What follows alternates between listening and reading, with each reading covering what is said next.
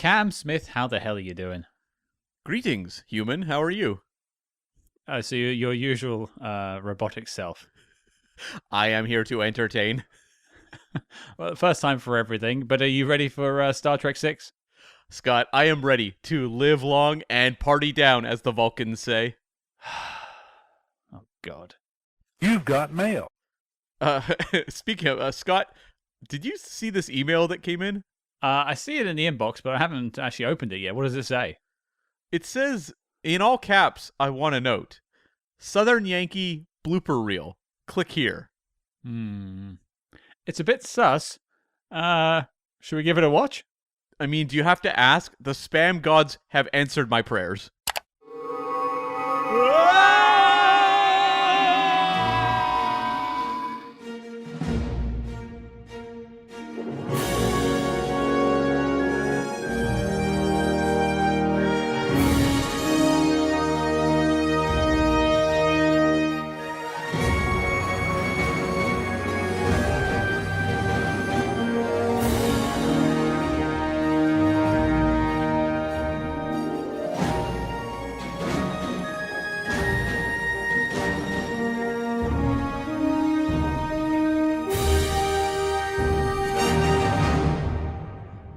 Hello and welcome to Spy Hard's podcast, where your hosts go boldly undercover into the galaxy of spy movies to discover which films will be beamed onto the knock list. But remember, this information is strictly for your antennas only.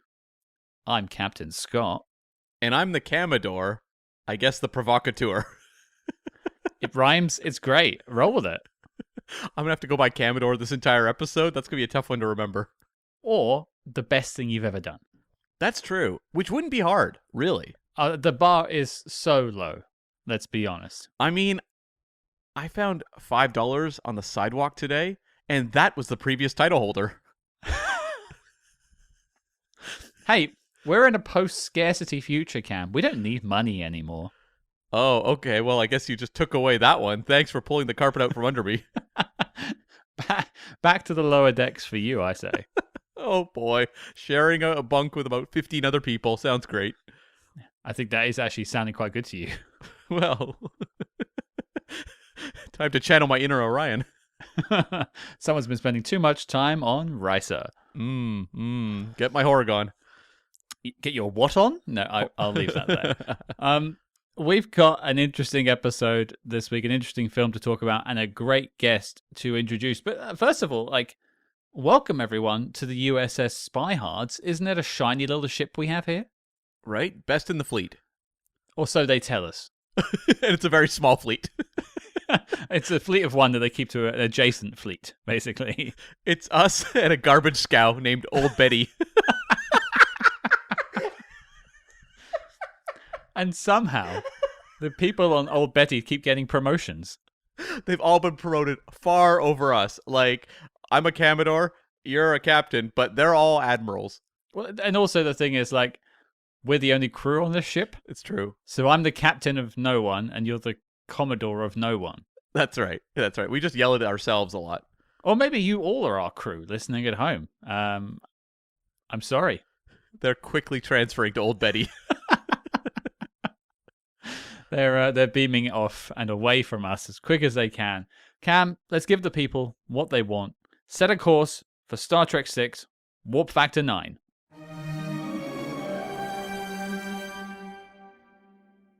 Okay, Cam, we're boldly going on our first mission. We're not going to talk about the other one we did. Let's not mention that one. Never. This is our first Star Trek mission, right? As far as I know, yes. One could only hope. But we need a crew. And the only person I can think of to join us in this Undiscovered Country. He is a comedian, a screenwriter, a co-host of the Co-Pilots and Star Trek The Next Conversation podcast. It's the one and only Andy Secunda. Hey, sir, how are you? Hello. This is already more professional. You had a really dramatic introduction. This is much better than Star Trek: The Next Conversation already. Well, you're on the USS Spy Hards now. This is a ship-shaped ship. You know, we keep everything prim and proper here. It's run by a Brit.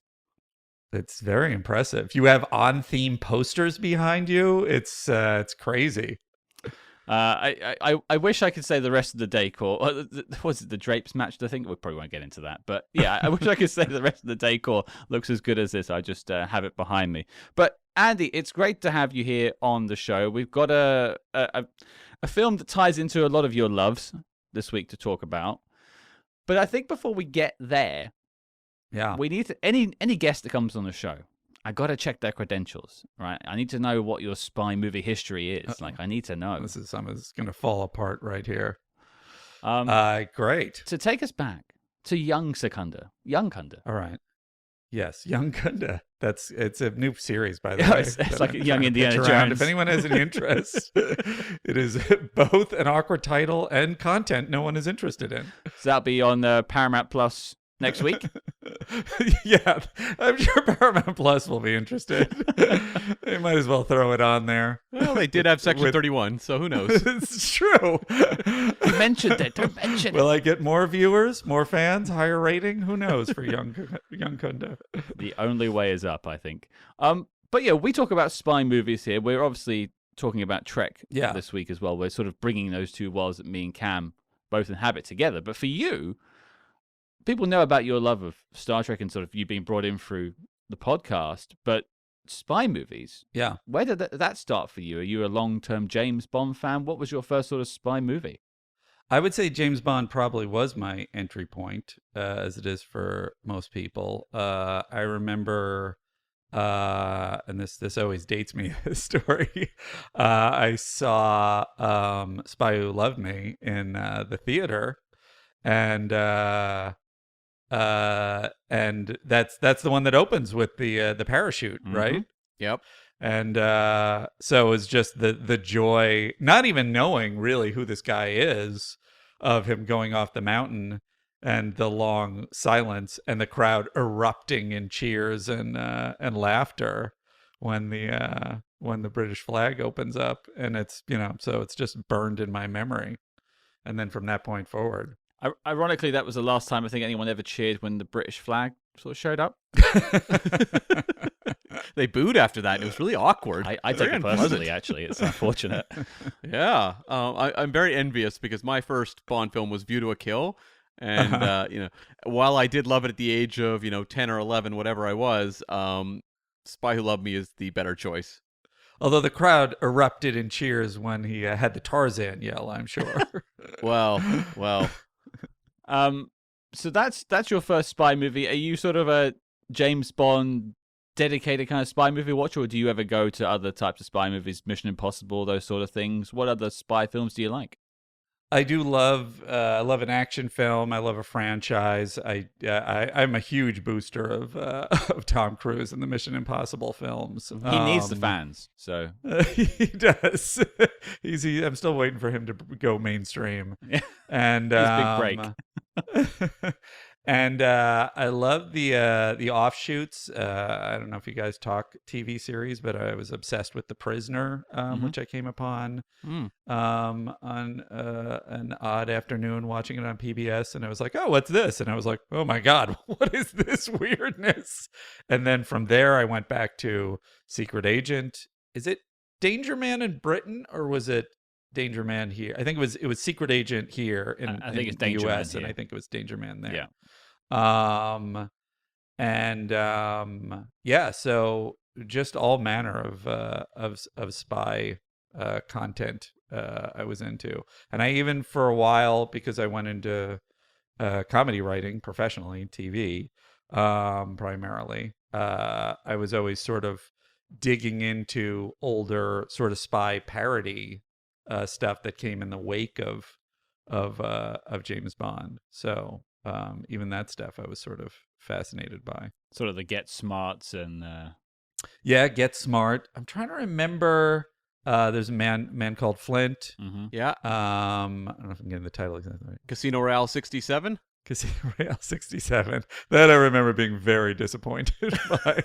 So I was like, this doesn't really work as a Bond film or as a comedy. But then there was I'm trying to remember.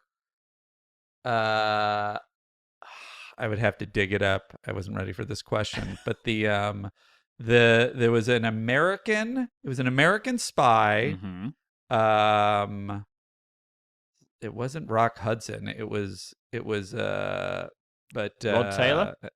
Rod Taylor. That's who I'm thinking of. Do you guys remember that one was? The Liquidator? Was it the Liquidator?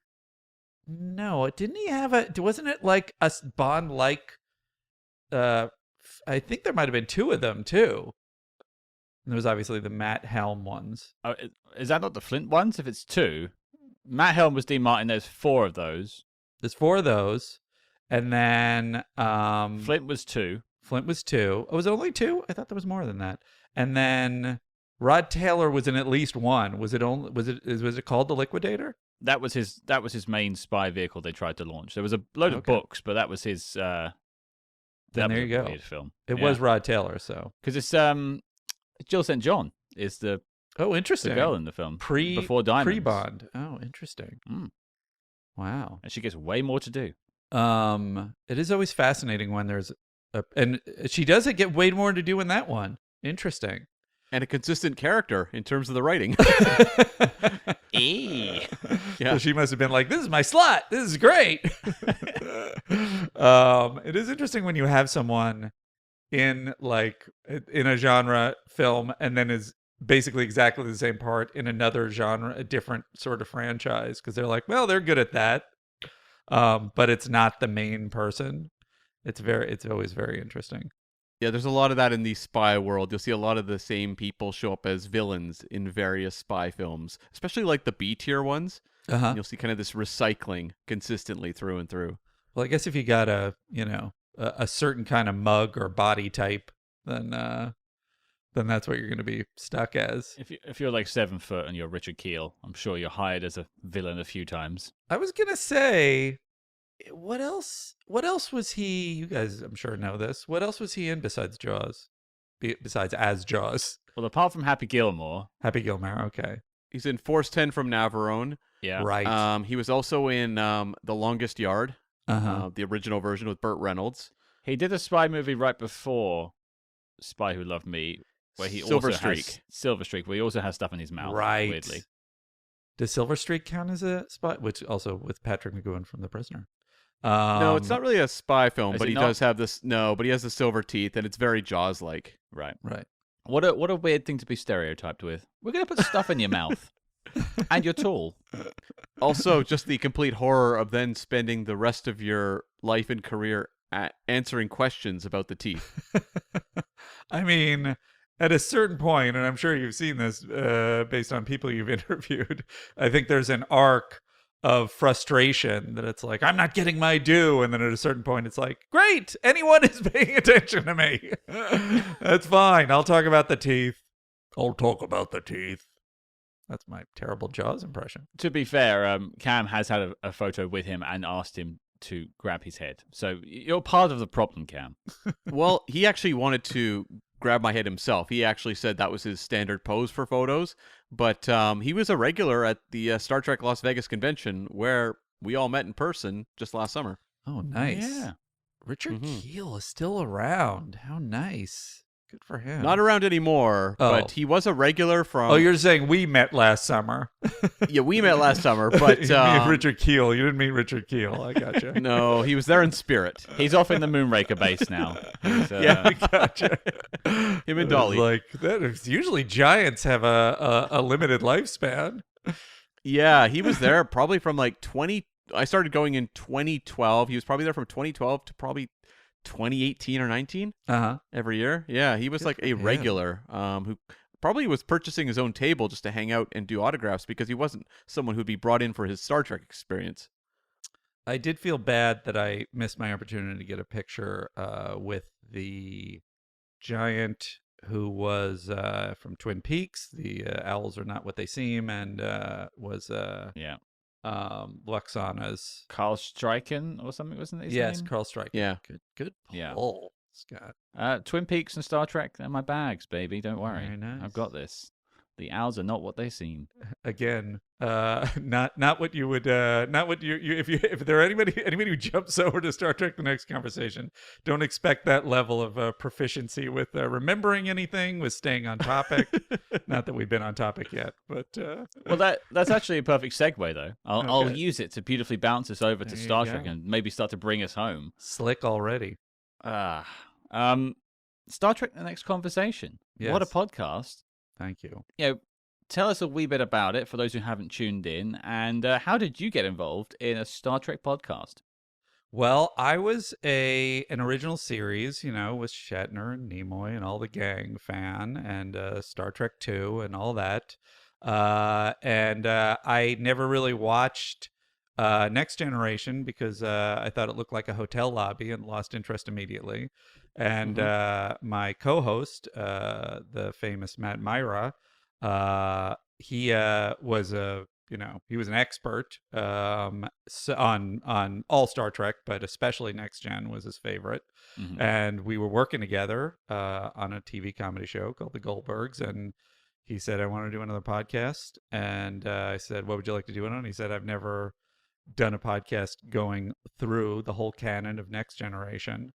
And I said, great, because I haven't seen it. So that would be the hook. And then and we weren't sure if we were going to do it. And as I was mentioning to the fellas before, I said, how about Star Trek: The Next Conversation? And he was like, all right, now we have to do it.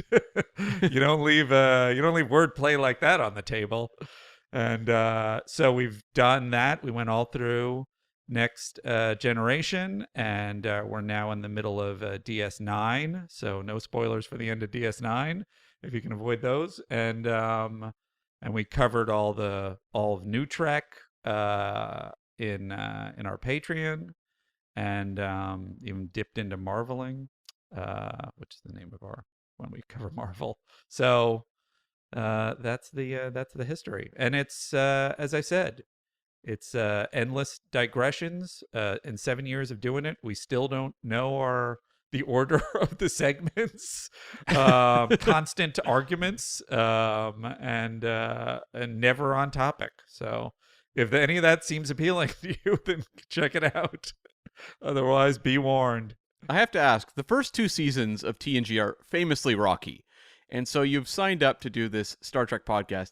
Was there a point in those first couple seasons where you were like, I don't know if this was a good idea? Right. That's a great question. I feel like I was excited to be podcasting.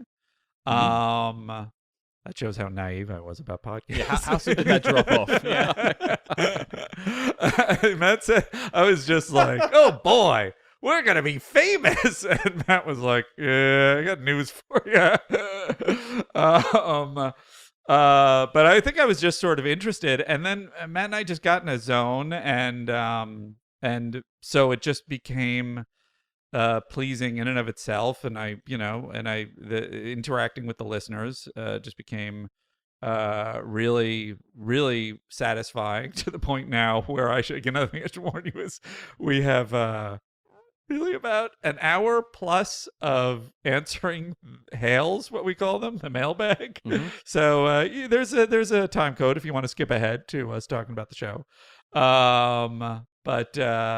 Yeah, so I think that's what got us through, is just the as I'm sure gets you guys through some of your maybe less tip top content, is just the enjoyment of deconstructing it and saying what doesn't work about it as much as what works about it.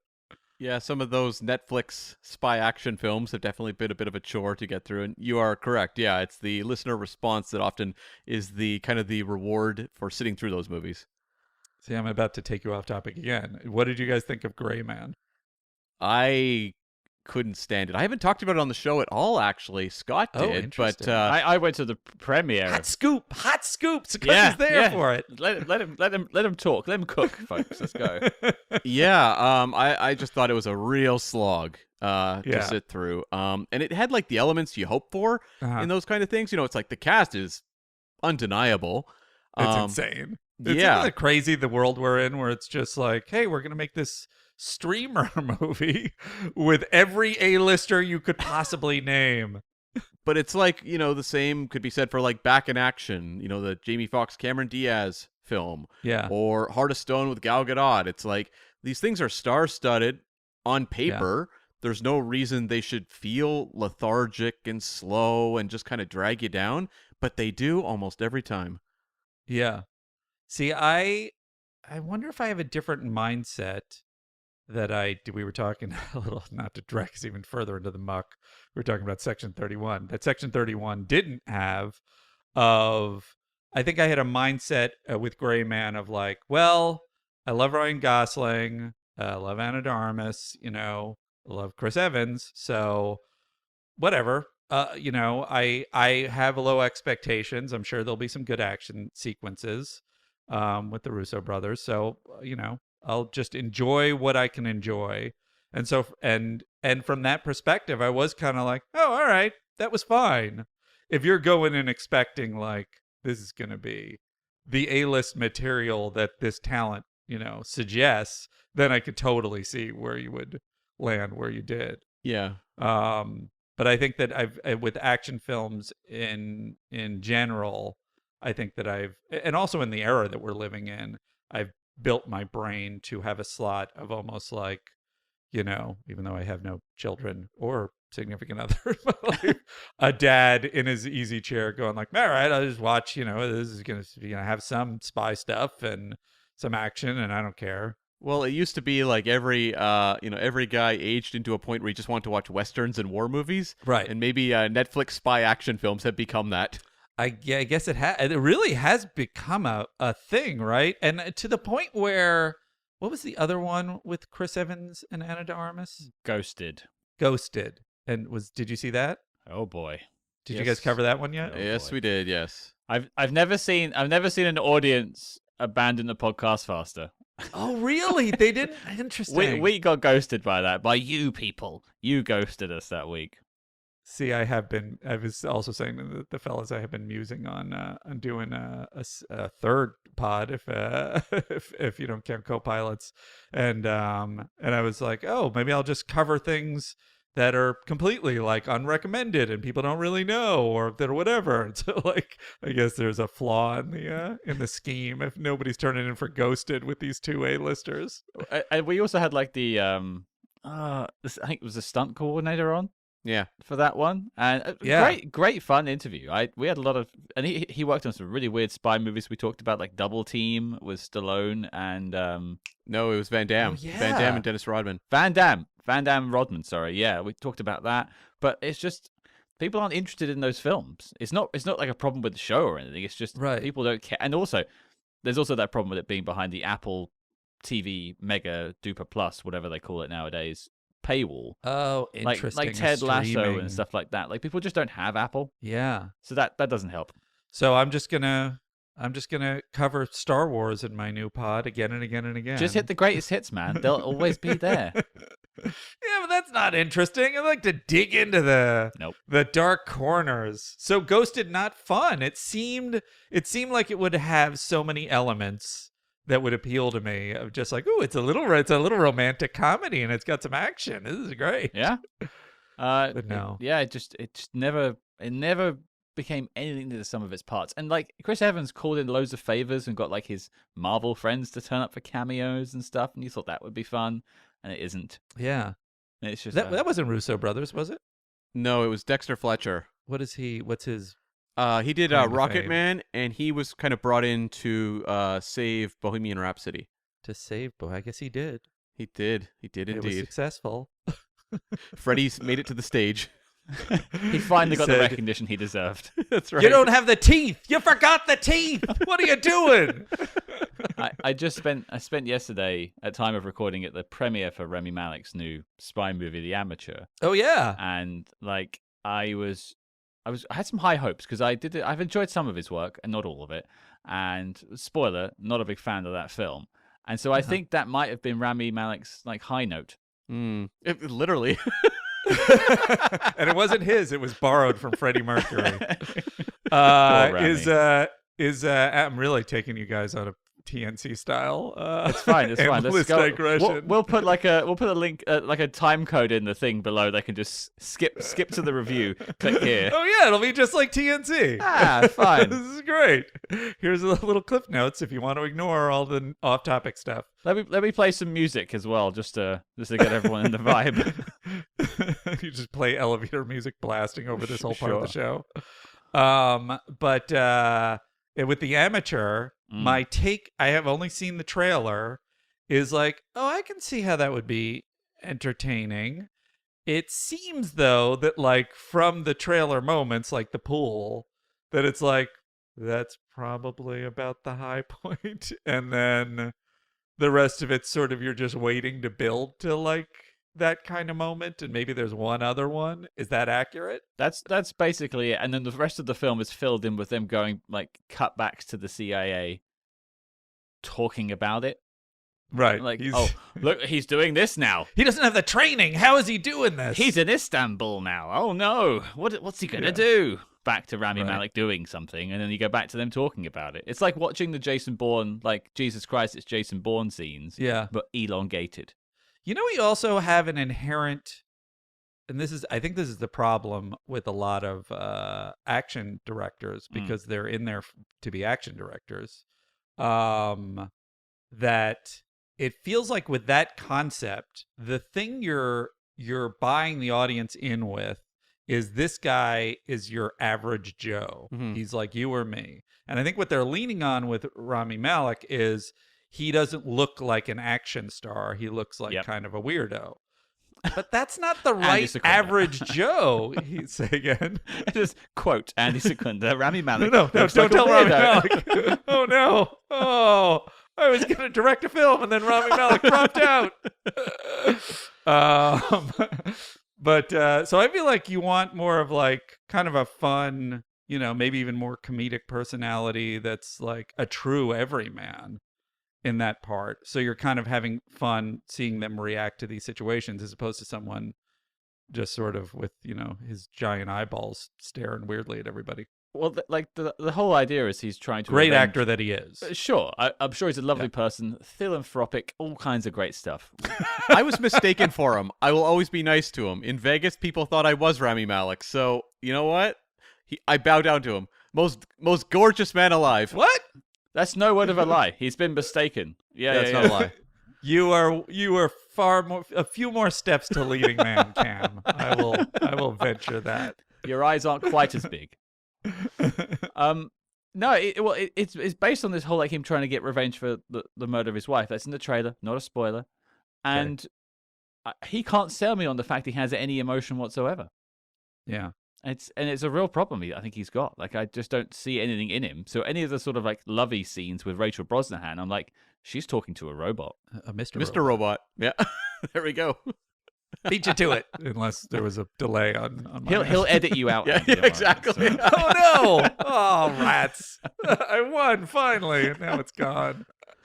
Well, I suppose we'll guide gently into the film. Before we get there, obviously we did share a stage last year. Yeah. In Vegas, the three of us. Right. But that was a blast. So we've been talking since then, and we figured let's have a film. Let's have Andy on. Let's talk about Star Trek. And you haven't seemed to have really spoken about many Star Trek films on TNC. Yes, I have. I have set a restriction, which is slowly being broken down because we recently covered Generations for charity. Of I am saving it if I can ever break my co-host Matt Meyer down and go on our glorious road tour with all of our fans, which he has suggested is going to have be ill attended, and therefore why are we going on the road? But I said, well, why don't we save the films for some big, event type thing? So at first I said, you guys, well, maybe we should do a different, because I am a Bond fan, so I don't mind talking about something else. Then I was like, all right, you guys want to do Star Trek 6? Let's just do Star Trek 6. Well, there you have it. I think that's it. You've set it up. That's what we're doing. Cam, why don't you take us in? Yeah, 1991's Star Trek 6, The Undiscovered Country, directed by Nicholas Meyer. Well, if you haven't taken a journey into the Undiscovered Country before, here is your synopsis. Star Trek 6, The Undiscovered Country.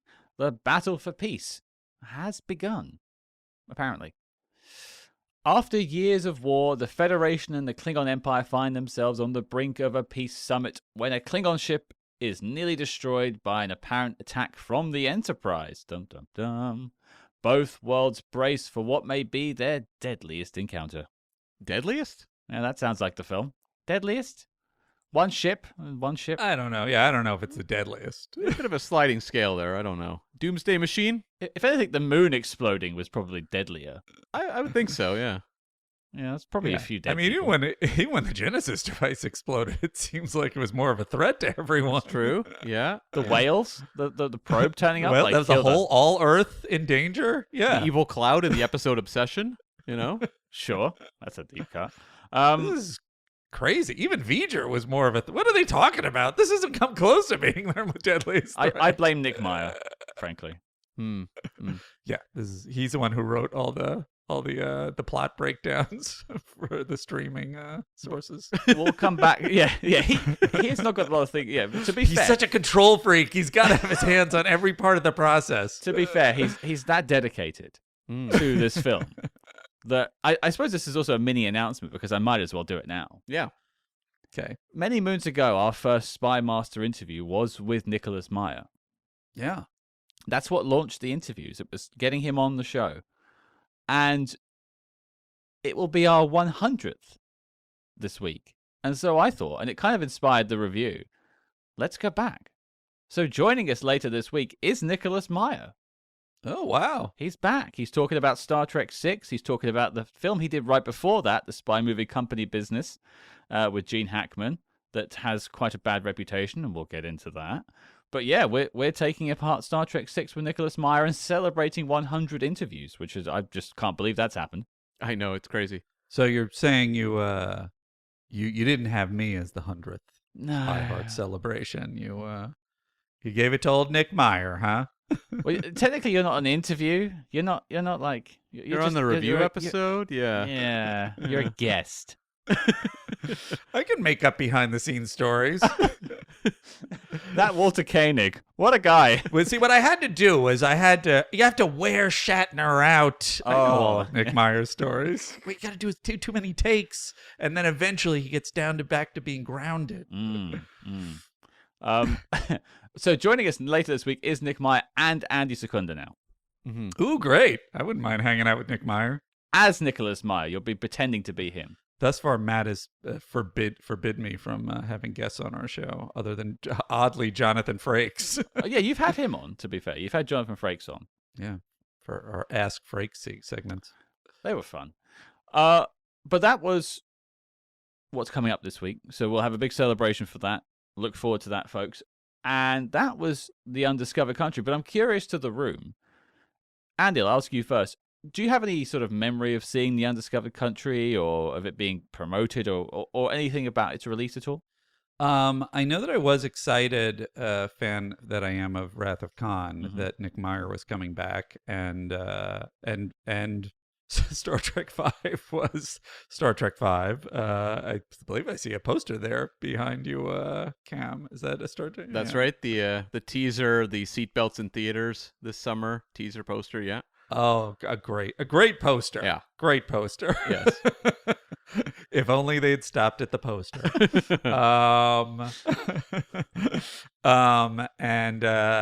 So yeah, I mean, I remember being hopeful, and then it's really there's nowhere to go but up after Star Trek V. So of being satisfied by seeing it.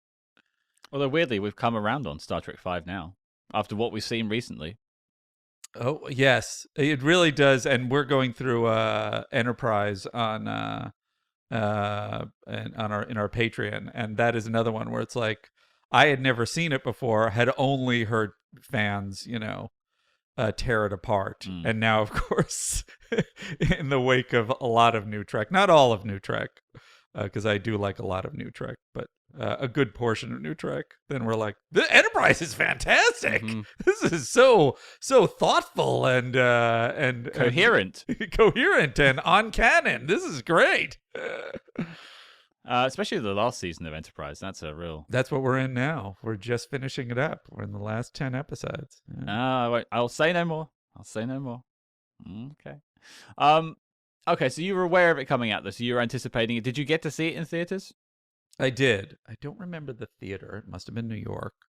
And I think I wasn't really writing movie reviews. I was writing them for like little community like newspapers. But I was basically doing that to bamboozle people into letting me into screenings for free to see movies. Right. So it might have been. I know I saw a screening of Star Trek V, and so I assume I saw one of Star Trek VI also. I did enjoy it. I was very hard, as I probably will be in the discussion today, on anything that came in the wake of Star Trek II. And Star Trek III is kind of almost a continuation. So that one sort of escapes in the jet stream. It's the quantum of solace of Star Trek films, basically. Perfect comparison. Exactly right. It's just sort of like, even it's connected. It's just like, hey, we're watching this now. Look at this. It's that same movie, basically. And then Star Trek IV is entirely different tone that they nail. And then Star Trek V is off the rails, and then Star Trek VI is like sort of a recapturing. But Star Trek VI has sort of a harder, in my mind, I had a harder eye on it because it was sort of same team from Star Trek II, but nothing compares to Star Trek II. So your expectations were very high then. By the sounds of exactly. it, yeah. It's I did a long-winded way of saying exactly what you just said. But it's interesting. Like, yeah, you were doing sort of community paper reviews. Cam had a similar start in the industry doing the same sort of thing, doing reviews. And now look at us, Cam. Yeah, that's right. I was writing at my university paper, and then after journalism school, it was local publications, writing film reviews, and yes, getting into screenings was the highlight. I'll always treasure my experience watching The Croods before everyone else. Treasure it, Cam. Treasure. You really must have flashed that around. Really stuck it in your friends' faces. Yeah. I think the most heartbreaking one was The Last Die Hard, where I got in early and I was like, this is so exciting. And then sitting through that movie and just feeling all energy, excitement, enthusiasm for life just drain out of me. Yeah. The Die Hards never... The later ones never stop being... It's just surprising about just like... It's the simplest formula I know. there is.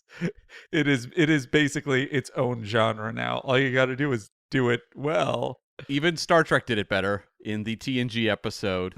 Starship, was it Starship Mine? Starship Mine. That sounds right. Yeah.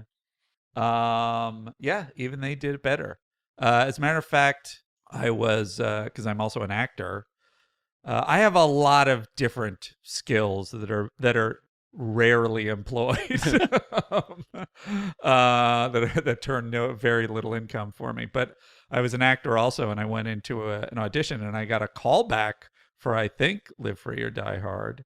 And I was like, and it's funny because a friend of mine who was a very handsome actor guy, he was not called back, and he's much more talented than I am, and I was like, ooh, and I was like, oh, they must be kind of casting for a weirdo, a Rami Malek type, if you will. Sure.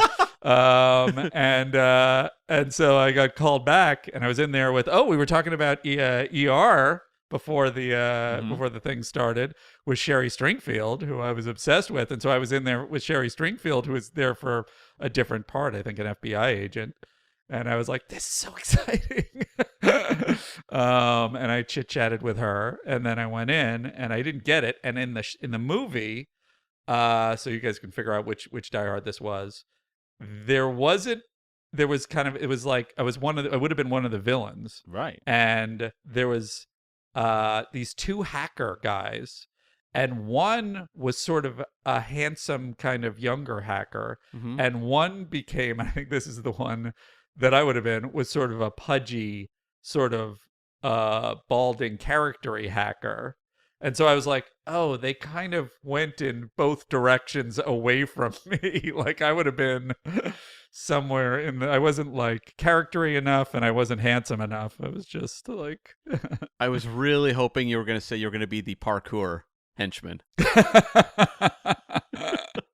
Predated the parkour in Casino Royale, huh? No, year after. It's following the craze. They stole it. They stole it. Yeah. Good for you, Casino Royale. Well, Cam, what about you? What was your first experience with the Undiscovered Country? So I didn't see it in theaters. I was about, I guess, 10 when it came out. Might have just turned 11. But my first real experience kind of actually engaging with Star Trek, like when I was a kid, Good pun. I had seen clips of the episode Arena and been obsessed with the Gorn, and I wanted to watch it because I love Star Wars, and I saw a giant lizard man. How could I not love this? Watched the episode, as like a 7 or 8-year-old and was bored out of my mind. And so it took me a while to get into the world of Star Trek. And it was actually my friend David, who was like a huge TNG guy and huge into the movies. He would always tell me, don't watch the first TOS movie, original series movie. Start with number 2. And so 2 was on TV. Smart. And I taped it and watched it and really enjoyed it. I think I was homesick when I watched it, but it was just like something where I was really into it. That's the way to watch it. I know. Those days of watching movies in the afternoon, homesick, great. But I remember, the thing I remember the most about 6 was that in terms of its release was 2 shots. It was the shot of the Klingon torpedo piercing the hull of the Enterprise, which was heavily marketed, and the explosion from the Praxis moon, and that shockwave, which George Lucas would add to the special editions of Star Wars, a few years later. Yep. And so those were like the 2 images, but I remember my friend David, bringing it back to him again, for his birthday, rented Undiscovered Country on VHS, and they had a projector, and in their basement, they would project movies against the wall. So he invited all his friends over, me included. Sweet. And that was how I experienced Star Trek 6, was watching it on the wall of David's house, his basement, with a birthday party. And we did the same actually for Generations, but that is always my memory of Star Trek 6. I cannot imagine a world where kids are getting together now to watch a Star Trek film together. Seems unlikely. They're just like, hey, Kayla, come and watch Section 31 for my birthday. Right? Like, I'm a friend. Well, they're definitely not getting together to watch a Star Trek film after that. Yeah. I also look back, and at the time, that felt like an epic event, like ordering in pizza and watching Star Trek 6 projected. And I look back now and I go, well, they had to rent a VHS. That's like $4. They had the projector. Yeah. They ordered in pizza. That is one cheap birthday party that really felt like they were spending a lot. That's great. His parents That sounds worked like hard. a great Like, give him a afternoon, break. frankly. Yeah, you know? No, it's like one of the most memorable birthday parties I ever went to as a kid. And they did a few of those. They did Jurassic Park one year, and Great. it was a big deal. The Patriot Games was another one. But Nice. so like that always. Is that where Spy Hearts was born? That's right. Yes. That's our origin story. Someday I'm going to have a podcast. And I'm going to cover films like this. I'll make you proud, I swear. The age of like 11 or 12, I was like, there it is, right there. But yeah, so I've always had a soft spot for Star Trek 6 for that reason. And I think of the original films, it's probably the one I've seen among the most. Star Trek 2 is the first, but probably 6 is second. Is that including the TNG films too? Oh, by a light year. Yeah. I've seen those maybe like 3 or 4 times each. Yeah, this is more for me too. I far more watching viewings of the TOS films. Yeah. I think I can give a decent story in this section for once, because I'm fairly sure this was the first film. Are you implying that our stories weren't up to par? Yeah, thanks. I mean, I had to sit there and listen to them. So I don't know. We'll let the audience decide. Those were the director's cuts of our stories. The edited version everyone gets at home was great. It was very, very succinct. No, this was the first film I ever saw in theaters. Okay. There wasn't that great of a story, apparently, from the reaction I got there. So that's blank stares. Let's just move on. That was it? Yeah, that was it. That was it. No, but That's not a I story. Just, That's an anecdote. oh, Is that an anecdote? I think that's very generous. I think that's a sentence, is what it is. With a period, not even an exclamation mark. Okay, well, I'll move us on then. I'll cry myself to sleep when I thought I had a good story to share. So that's nice. Well, hold on. Did it connect with you at that age? Because you would have been very young when you saw that. 4. Yeah, like that's a really tough movie to watch at the age of 4. I think the first movie I saw around the same age was Disney's Robin Hood. Much more digestible. Are you and I the same age? That's when I saw it. That was the first film I saw in the theaters. I was the re-release, I guess, because that would have been, I guess, 1984 for me. Oh, 84. Yeah. Sorry. No, I'm old. We're just tearing each other apart right now. I thought I was amongst my peers, and now I'm old. Aw. I prefer Wiser. Yeah. Mm-hmm. It's kind of interesting, though, that even in 84, we both landed on the same first film. And it was because Robin Hood is not, I was obsessed with Disney's Robin Hood. But it's not really one of the go-tos. It's one of the ones that people will mention last amongst the Disney canon. I just realized I made a mistake. It wasn't Robin Hood was my first. That was my sister's first movie. Mine was The Jungle Book. So that would have been before that. I apologize. Well, it just removes the connective tissue, so that's just... I know. I just destroyed it all, like the Praxis Moon. First of all, I love Jungle Book too. They both had basically Phil Harris playing a bear, but They did. I have to correct myself. My sister would be furious if I tried to pass off her first movie as my own. So I also have to say it's completely weird that you're in some strange body swap like story with your sister. You can't tell the difference between your life and her life now. It's a little bit like Dune-esque, isn't it? it is. Yeah. Oh yeah. Yeah. In each other's heads. Yeah. Love Dune. Look out for Doom Messiah coming soon, I'm sure. That's the best. Let's talk about Star Trek 6 because, look, Cam and I have a history with Star Trek. You all know that. You know we met at a Star Trek convention. You know we're massive Star Trek nerds, and we have 3 major loves, Star Trek, spy movies, and Condor Man. I was waiting to hear what the third one was. You know what? I was a heartbeat away, and I was too slow on the draw of buying a Thai Condor Man poster. Oh my God. You should have done it. I was just like, I was like, oh no, and they'd already sold it. It's really cool. It's an underrated spy movie. It's a great little 80s action film, and it's not on Disney Plus. Baffles me. It's not. Was it for a moment? No, never been on. It was on the happened. service that was alive before Disney Plus, like Disney Life or whatever it is they used to call it. I can't remember what it was before Disney Plus. Have you guys done a Condor Man episode? we have. Hell yes. yeah. Very early on. And what was the turnout for that one? Oh, it did okay. And we interviewed actually Barbara Carrera. Oh. Brought her in for Never Say Never Again, but we were like, and we have Condor Man questions. So. Oh, wow. And she'd never been asked about Condor Man, so she was she had a lot of Michael Crawford stories. Did she have any? I want to just listen to it. I don't need to have you. Yeah, everyone just go listen to that. It's great. Go do it. So yeah, like our history with Star Trek is kind of like spelled out, and there must be a reason we're talking about number 6 though. Like, why are we jumping in here? What's the spy connection? How are we getting here? So, Cam, why on earth are we talking about Star Trek 6? Well, because frankly, it's the only Star Trek movie that really applies for spy hards, being something of a Cold War allegory and featuring a lot of espionage. So that was sort of our entrance in.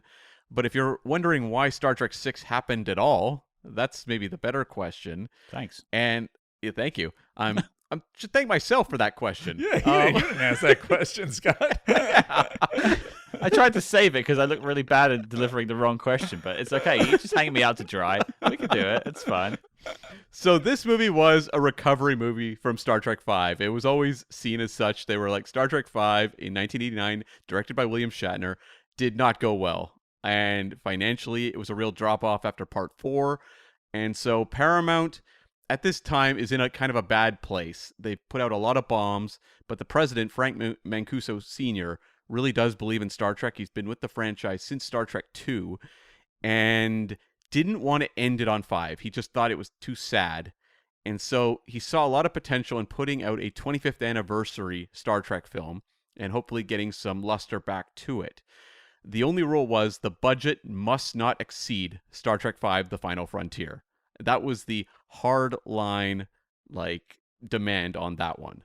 And the thing about Star Trek movies that's odd, that people may not know listening, because they probably watch these and see, big space opera movies with effects and what have you.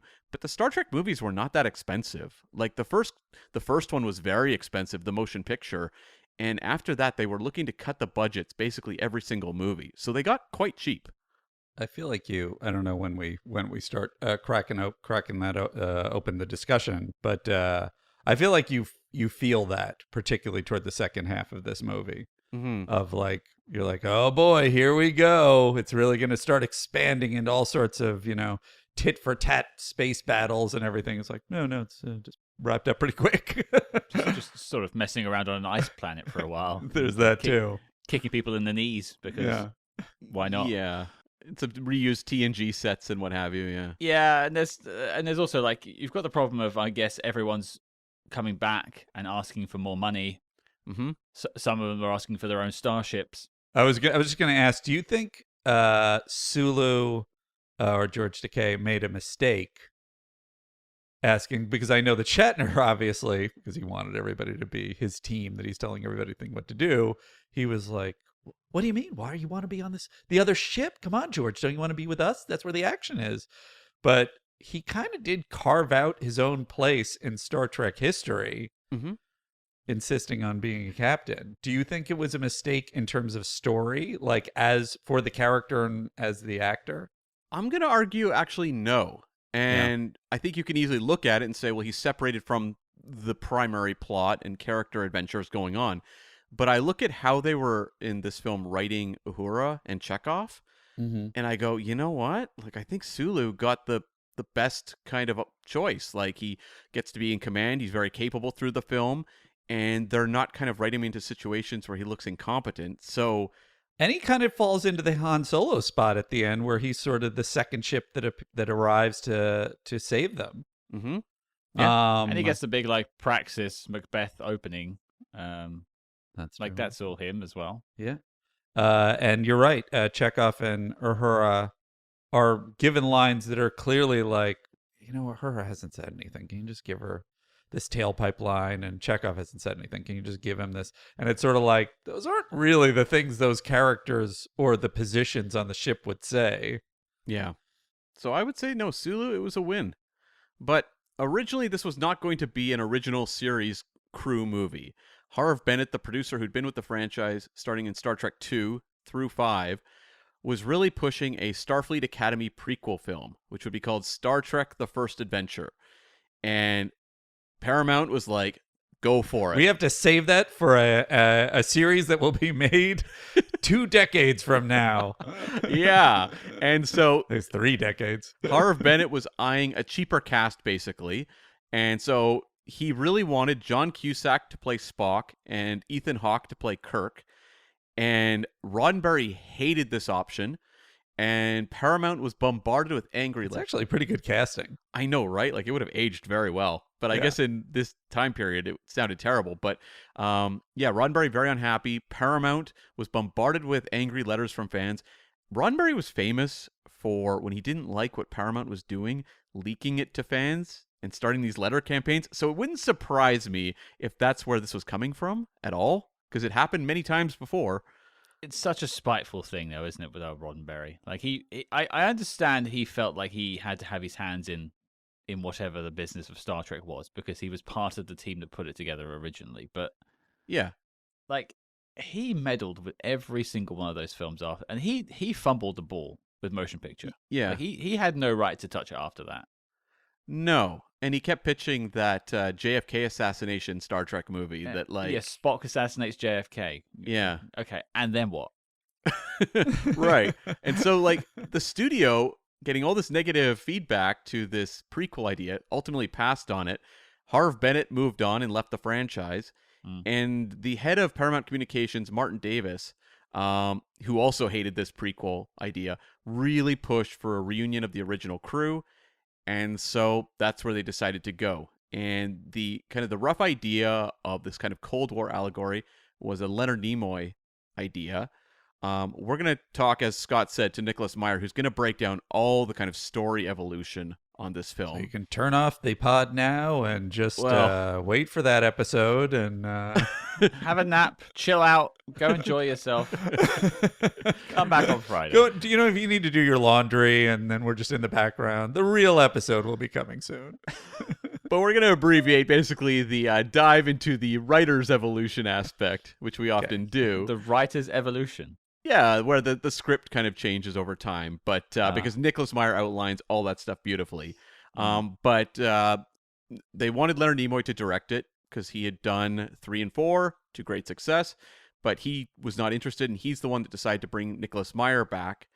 And Nicholas Meyer, New York-born writer-director, who got his start right... Like me. Right, there you go. He's one of you. He got his start writing the 1973 B movie, Invasion of the Bee Girls, which was a Roger Ebert favorite of the time.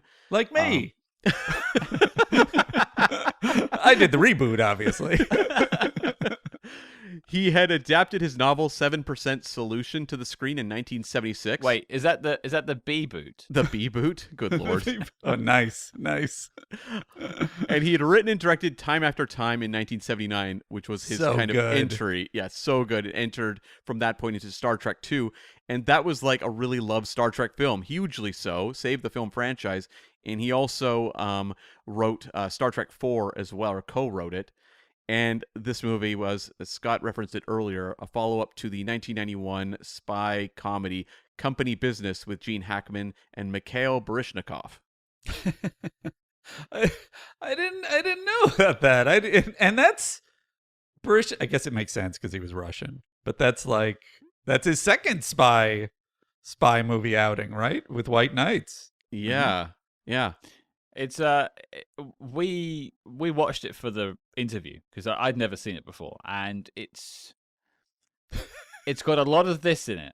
Let's put it that way. I think he learned a lot of lessons making company business. Interesting. Had a really rough time doing it, and took a lot of it into Undiscovered Country. There are scenes in Company Business that are riffed on in Undiscovered Country. Like a Romulan as the ambassador standing there as in Company Business. Yeah, there's like a whole Klingon contingent at the Berlin Wall in Company Business. It's a bit odd. Interesting. Really. And he's like, "Hi, I wish I was doing a Star Trek film. It would make a lot more sense." There was a convention in town. Apparently, that was the hook how he did it. Like, what are these Trekkies doing at the Berlin Wall? At least he grounded it somehow. Yeah. So there was talk about Nicholas Meyer wanting to write it, but they decided to bring in 2 other writers instead. And I'll just give a bit of emphasis to who the writers were. It was Lawrence Connor and Mark Rosenthal, who were a writing team. Both started off in TV in the late 70s, early 80s, but had kind of broken through. They met on an episode of The Doctors and then co-wrote the film The Legend of Billie Jean in 1985. And then kind of went on this run. Supergirl. Right? Yeah. And then they did Helen Jewel of the Slater. Nile, the sequel to Romancing the Stone. Okay. Lesser sequel. They did Superman 4, lesser sequel. That's the best one. Sure. They did Desperate Hours with Mickey Rourke, and that was their lead-in. These guys went from Supergirl onto Superman 4. That is not a good track record, boys. Yeah, Desperate Hours I haven't seen, but that was their lead-in to this movie. Was that with Mickey Rourke? Yes. That movie is trash. Is it? I haven't seen it. It's Okay. Hilariously It's making a awful. perfect trilogy though, with like Superman and 4 and Supergirl, yeah. and then that's a trashy 80s trilogy. Obviously, the writer has only a certain amount of control, so I can only hold them responsible for so much. But that's not a good pattern you're building. And yet they kept getting work. Yeah, they did Mercury Rising, the Bruce Willis kind of spy-themed thriller. Also a problem. Yeah. Have you guys covered that? Not yet. yet. Yeah. They did Mighty Joe Young. They co-wrote the Tim Burton Planet of the Apes, which had many writers, to be fair. Sorcerer's Apprentice, the Disney film. The Nicolas Cage version? Yes, that's right. Yeah. That was all right. Yeah, and then I'm waiting to hear a good film. they did the Roots miniseries, the newer one. Uh-huh. So I haven't seen it, so I can't comment. But That one also took place in space, though, right? that's right. It was quite inappropriate, frankly. So, I thought. really weird and problematic. Yeah. But Lawrence Connor also independently worked on The Sopranos and Boardwalk Empire, and was one of the writers on The Many Saints of Newark in 2021. Oh, all right. So he righted the ship. Well, Many Saints, I don't know. Was it righted? Well, I didn't mean he righted the ship of Sopranos. I meant of his career. He salvaged Sopranos with that Oh, film. finally, somebody fucking made sense of Sopranos. And so these two are around for a while. They only have story credits on the movie, but it ultimately was handed over to Nicholas Meyer and his co-writer Denny Martin Flynn, whose only writing credit is this film, and his only other credit was a choreographer on the Nicholas Meyer film The Deceivers in 1988, co-starring Pierce Brosnan. Is that a spy film? No, I don't believe it is, no. I know a little bit more about him. He used to be Nicholas Meyer's assistant. Mm-hmm. Yeah. Oh. And before that, he worked on Broadway. Mm-hmm. So that's where the musical stuff comes from. Is that the connection of how he ends up working on this? I'm assuming Nick Meyer must have done something on some sort of play, maybe, and that was the connection there, and then he became his assistant, and yeah. It rolled from there. Nicholas Meyer Yeah. does talk quite a bit about working with him in the interview, so check that out, because he's, again, not a writer that people know that much about, so that's kind of where the details will lie. What a credit to have, though. Just Right? I did Star Trek 6, and then I left. Yeah. A few details. Saavik, the character introduced in Star Trek II, played by Kirstie Alley, was supposed to be the traitor in this film. Roddenberry was furious because he felt Saavik was a character people genuinely loved, and that would be kind of betraying them. Nicholas Meyer was indifferent to what Gene Roddenberry felt about this, and was going to use the character, but Kirstie Alley was busy with Cheers, and also her price point had raised to a level that they just couldn't afford. And so that was just deemed not going to be happening. And so Valeris was created, Kim Cattrall was cast, and originally Kim Cattrall had tested for Saavik. So one sexy Vulcan lady to another sexy Vulcan lady. Yeah. Yeah. Interchangeable. That's interesting. I mean, I have a lot to say about that, but we can address it whenever you guys are ready. Okay. And there was actually like a real back and forth between Roddenberry and Meyer. It actually led to like a huge screaming match in a kind of meeting room over this film. And Nicholas Meyer's talked since about how he has a lot of regrets about how he handled himself in that situation. But it was a really kind of tense back and forth with Roddenberry thinking this movie was just a real step in the wrong direction. That's got to be a real, like almost logical power struggle, because Nick Meyer had such a hand. I mean, Roddenberry had Star Trek, the motion picture. It wasn't, quite right. It didn't connect. Nick Meyer was the one who righted the ship, and to use that term again, and put it, it really connected and was perfect, in my opinion. Mm-hmm. So, it makes sense that on this they would really come to blows, because Roddenberry's the architect of the whole universe, and Meyer's the architect of the movies working. Yeah. So, few other little things. There was a lot of objections from Nichelle Nichols about dialogue she was given in this movie. That makes sense. She was originally given the "Guess who's coming to dinner" line and refused to say it, and so that's why Chekhov says it in the film. Interesting. And is that because of the Poitiers film? It must be, right? Yes, and like the impact that would have had on her, especially. And they also had written a line for Uhura referring to Klingons where she says, "Would you let your daughter marry one?" And she was like, "I'm not saying that. That line is not in the film." Interesting. Mm-hmm. Yeah.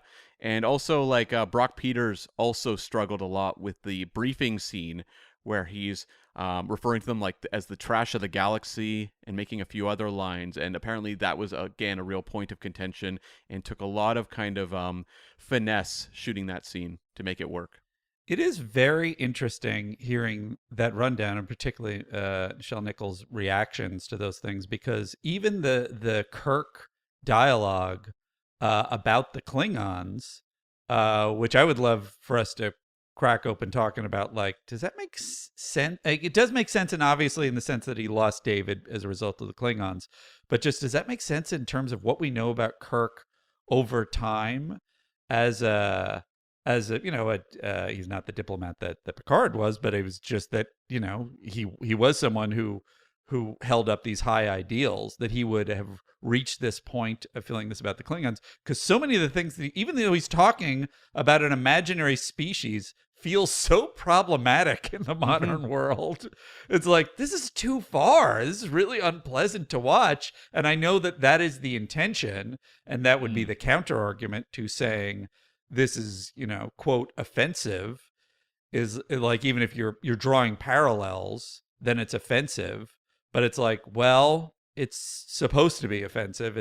You're not supposed to be on Kirk's side when he's saying these things. You're not supposed to be on any of their side when they're saying these things. It really does raise a series of interesting questions about whether it's problematic or not. But it does feel problematic. Yeah.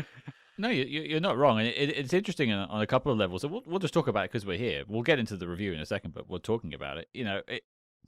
One of the things I find interesting about that scene is Nick Meyer basically co-opted Shatner into saying that line. Like he had refused to say the "let them die" line, and then he says, "Don't worry, I'll just do a take with it, and we probably won't use it." And then it's like the line that's in the trailers. Yeah, it's the big hook line, and it reminds me a lot of that "For Your Eyes Only" story with Roger Moore, with him kicking the car off, and Roger Moore's Bond actually killing someone, which is a bit. Like aggressively killing. Yeah. Yeah, something you wouldn't really see his Bond doing. And, he didn't want to do it. John Glenn said, we'll do one take and I probably won't use it. Lo and behold, it's in the film. But then there's also, the other thing is like Nick Meyer is not a fan of Star Trek. So he has none of this like built-in care about the character for Kirk that much. So he's just happy for him to get the lead actor to say the line. So it is a bit sort of disingenuous. See, to me, this is first of all, that opens up a whole other thing. I'll just say the one thing, and then I won't go further down the hole.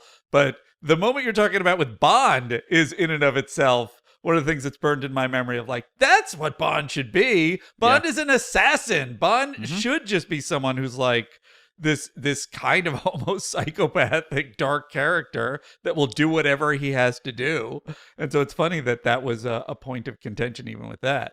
With Meyer, and not because I know that is part of the thing that he was like, he just caught up on watching all of, the original series and then wrote Star Trek 2. But it's to me, he's nailed these characters. He's extrapolated on the original things we knew about them, which is the reason Star Trek 2 connects in this way.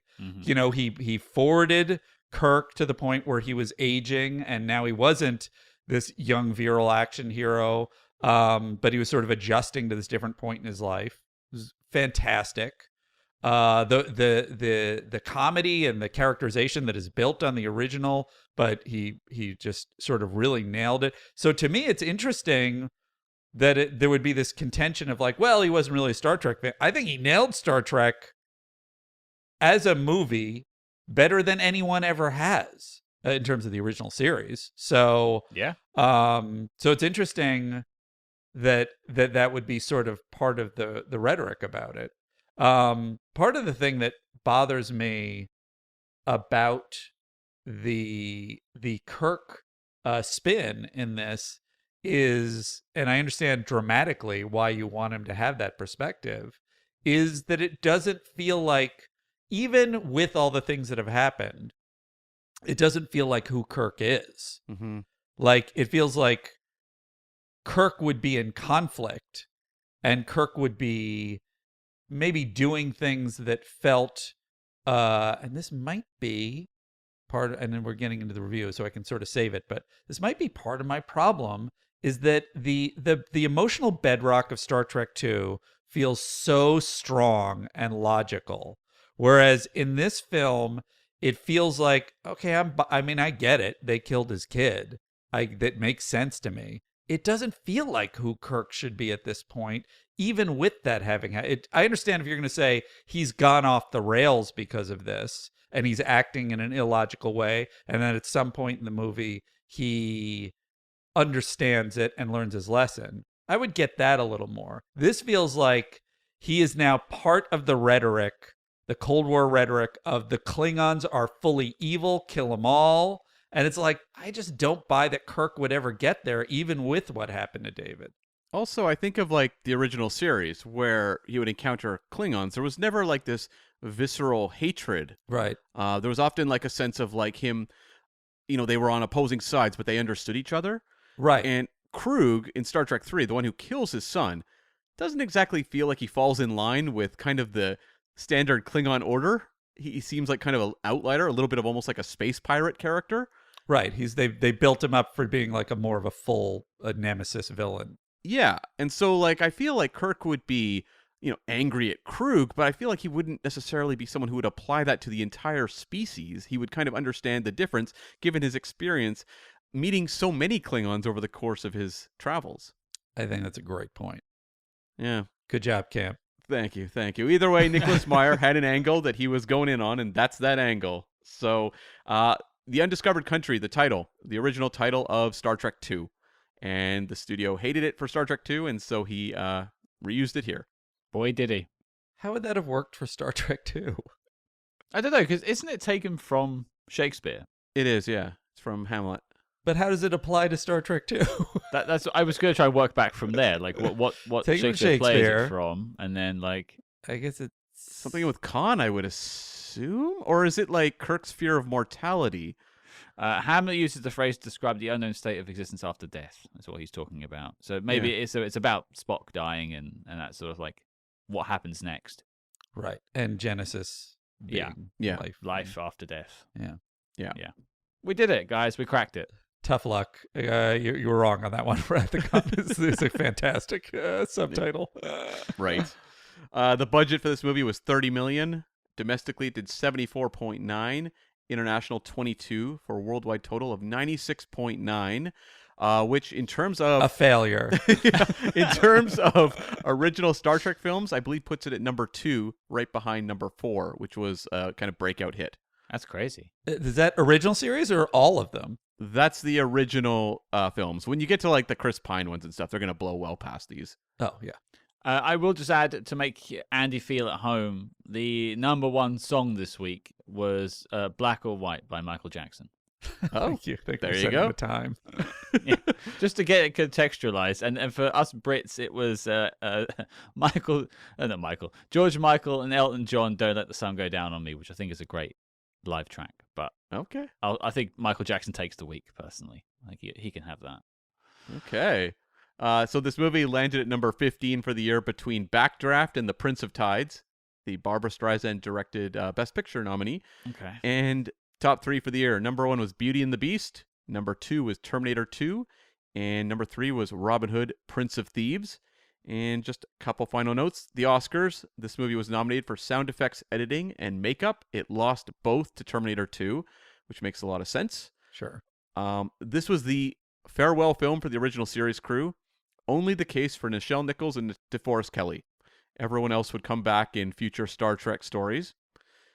And lastly, Gene Roddenberry saw this movie 2 days before he died. And when asked, he kind of gave the thumbs up to the movie. Uh-huh. And then very quickly contacted his lawyer and was going to sick them on Paramount because he was so angry about the militarism of the film. But when he passed away, the lawyer just kind of let it go, and that was that. He went down swinging. Yeah, Right to the give end. him props. Good old Gene. Great bird of the galaxy. Yeah. Swooping in. Wasn't that the lawyer in that Chaos on the Bridge documentary as well? Leonard Maislich? Was that That's the guy? right, yeah. Maislich, yes. Oh, that guy was nuts. Okay. He's so Yeah. great. What a great character. Yeah. Okay. We're here. Let's talk about it. Star Trek VI, The Undiscovered Country.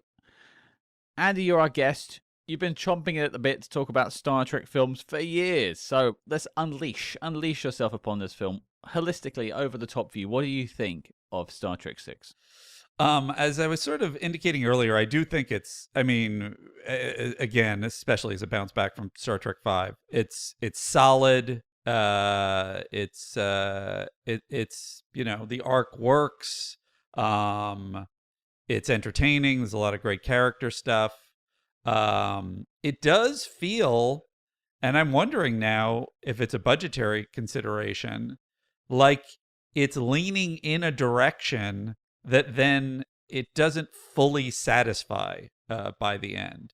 And I wonder if it is almost, since we're talking espionage, if it is almost they didn't lean. It feels like they almost didn't lean hard enough in the direction of going full Cold War espionage, or leaning hard enough, which they may have been budgetarily constrained, of going full sort of Star Trek II action kind of submarine battle in space. And there's enough of these characters we love and the interaction, and and it does make sense that like this is where we where Spock is on the issues, and and even Kirk, although I think they go too far, that it's like it still is a really good Star Trek entry and certainly a great exit point. But it's sort of just shy for me. Yeah, it's interesting because Paramount ended a couple franchises around this time period, because you had Last Crusade in '89, which is like the perfect ending to Indiana Jones that unfortunately was undone in the future. But you also have here the farewell to the crew as well, with the sign-offs and everything. And they really did nail these kind of farewells. They knew how to do it. Yeah. And it's always that thing that kind of like bothers me about Nick Meyer, but I also really appreciate it, is that he is the guy who comes in as the non-fan and somehow delivers arguably the two of the best Star Trek films of all time. Mm-hmm. Whereas you've got people who are like throwing themselves at the franchise now, trying to do it, claiming to be experts, and you just end up with drivel.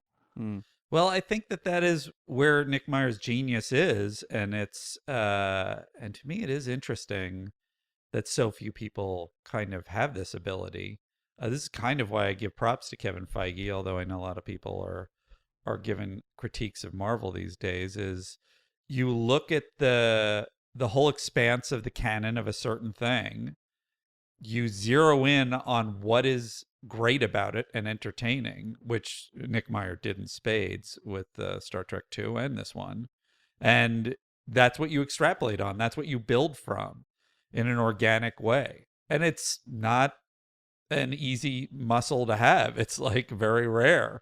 And he has it. So in that sense, and your sort of reference to what they've done with a lot of new Trek is a perfect example of like, it doesn't matter what your background is, although you could question whether a lot of new Trek stuff, they are even committed to canon or the universe or the characters or the tone or anything. But it's just like, it's how much you're building from the best parts of that thing. And iterating it in an interesting way. Right. And having something to say, which I feel like one of the successes of this film, and I do have my critiques, is I feel like Nick Meyer has something to say with this, much like he did Wrath of Khan. Wrath of Khan was a reflection on death and endings. This is more talking about the optimism of what could maybe come next, and a new beginning and a rebirth in kind of a way. And talking about sort of the Cold War, Glasnost, it's all moving on. The world had changed. So there was I listened to the director's commentary today, and he quoted a quote I'm not going to try and say because I'll misquote it, and I don't even know who said it. So it's 3 people removed now. You're making all of this up, aren't you, Scott? Yeah, this is. I'm just trying to sound witty. No, this chap said that history ended when the Cold War ended, and a new history began. And I just like that idea that he's weaved that into this, because it is about passing the baton as well. It's 20th anniversary. It's about passing on to the next generation in many ways. I know that happens in generations, but that wasn't really their plan. Their plan was for this to be the end and to move over. He even says, like, at the end, it's, when no man, where no one, which is sort of hands over to the next generation. That's a stroke of genius for them to do that there. It sort of is, but at the same time, I'm like, no, Kirk's handing the ship over to the Enterprise B. That's like Alan Ruck. Oh, no. It takes some of the magic away when you bring in Enterprise B and Alan Ruck there, don't you? It's, won't be here till Tuesday. It is weird that they have that long... I was going to say they have that long post-credit sequence with Enterprise B, but I guess they do at the beginning of Generations. Mm-hmm. But yeah, like for me, it's it's a film that had stuck with me for it's the first film I allegedly saw in theaters, but like, You say allegedly? well, because I was 4. Okay. Like I don't have the ticket stubs. Hold I on can't. now. I don't have the receipts. Was it Cam's sister you're thinking of? Am I the Kwisatz Haderach? I don't know. Like, can I see time? I just went a bit doomed there. Yeah, I'll stick to it. I'll stick to my guns. It was the first film I ever saw in theaters. But also, something about it is sort of a comfort food thing for me. Like, I love Wrath of Khan, but I will often find myself leaning towards this or First Contact before I go back to watch Wrath of Khan. Wrath of Khan is interesting. Wrath of Khan is a very serious film. And I find this to have a little bit more of a lighter touch, and the same with First Contact. And also, they were films I both saw in theaters, whereas Wrath of Khan I watched later. Right. Now, with that being true, why would you go to this or First Contact as opposed to 4? Yeah. Again, actually, to be fair, I have a lot of trouble with 4. I don't know. I don't like some of the comedy in 4. It works for me. As very persnickety. You've gotten into a lot of trouble running around hospitals, recreating the hospital chase. Oh, well, yeah, I've been thrown out of many hospitals for trying to reenact ER scenes or Star Trek 4. So, and I've been thrown out of the odd nuclear vessel as well. Of course. Ultimately, this is a fantastic send-off for a crew I have a lot of time for. Like, it's not my favorite Star Trek crew assembled, probably my 3rd favorite, but, this is done with such reverence, and it weaves in spies and espionage and intrigue that I love to see. But you get those fist-pumping moments of, like, Kirk for some reason standing up and going, "Fire!" Oh, instead of just telling the guy to fire. He has to stand up and do it because he's Captain Kirk, goddammit. it's incredible. Sure. And, like, Sulu having the Excelsior, like, that's just a great thing to see. And it felt like it was building to it, and we live in this world now where there's all these shared multiverses and all these connected stories. This felt like a natural end of the story, and it was done well. And they took some interesting swings with, like, the Federation being baddies and some bad morals chucked in for good measure and all this sort of stuff. And you've got, like, Nicholas Meyer's taking swings here. The 0G sequence with the Klingons, like, they were using CG, which is, like, pretty cool, groundbreaking for that time. He had T2 and stuff doing it. Yeah, I just dig this film. I just think it's a great little action adventure with one of my favorite crews. I just always go back to it. Shatner's really good in this movie. I was going to bring that up later. Yeah, Shatner's acting is often ridiculed, and in Star Trek V, when he's directing himself, you can tell he's kind of going for that ham bone Shatner thing that people imitate. But I loved how quiet he is in this movie, where there's moments where he reacts just by, like, looking down or, just kind of, like, rolling his eyes quietly to himself. Like, it's a very internal Captain Kirk performance. And I think it really plays well because you get to that big fire moment and the, second star to the right and straight on till morning. And it's just like ending with kind of the magic of Kirk. But in the course of the film, you see him more like struggling internally, which is not something you think of with Shatner performances. I think that's a really interesting point, and it might, and I'm not sure, because I definitely agree that this is a very rare. Even though I love Shatner's acting and I love him going for it, and it's incredibly satisfying, and it's almost its own style of, like, commedia dell'arte, like amazing, fireworks dramatically to watch. This is a different kind of thing where it's much more grounded and quiet. And so you could ascribe to that what's going on is this internal battle, and that is the reason he's quiet, is that he's struggling internally with his hatred of the Klingons and slowly changing.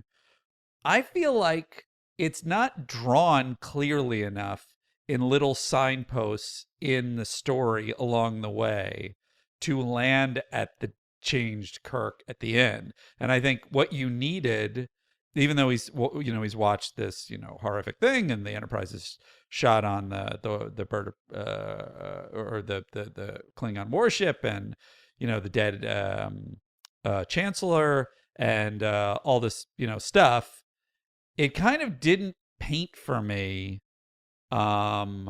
why the change happens, and that's kind of what's missing for me in terms of the journey for that character.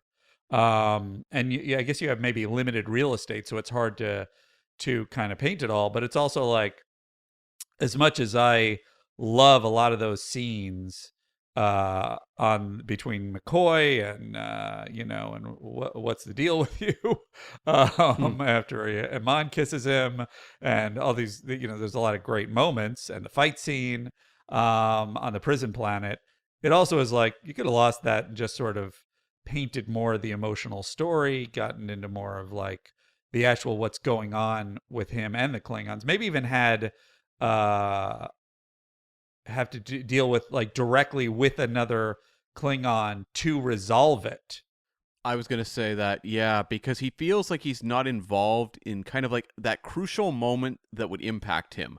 Whereas I look at like Gorkon's daughter in this film, and I feel like there's more of an evolution of her feelings over the course of the movie, just coming through the performance of the actress. Yeah. Whereas like by putting Kirk in, Rorapente prison, you're kind of removing him from everything. And yes, you get a moment where he's laying on his bunk and saying, like he's getting older and maybe he doesn't have the ability to be flexible anymore. And so like it's more of an internal, like, I'm sitting by myself thinking.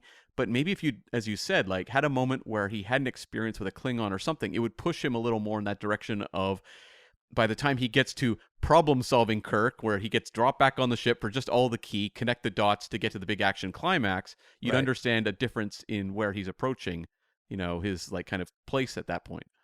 Well, Cam, we haven't heard from you. What's your takeaway?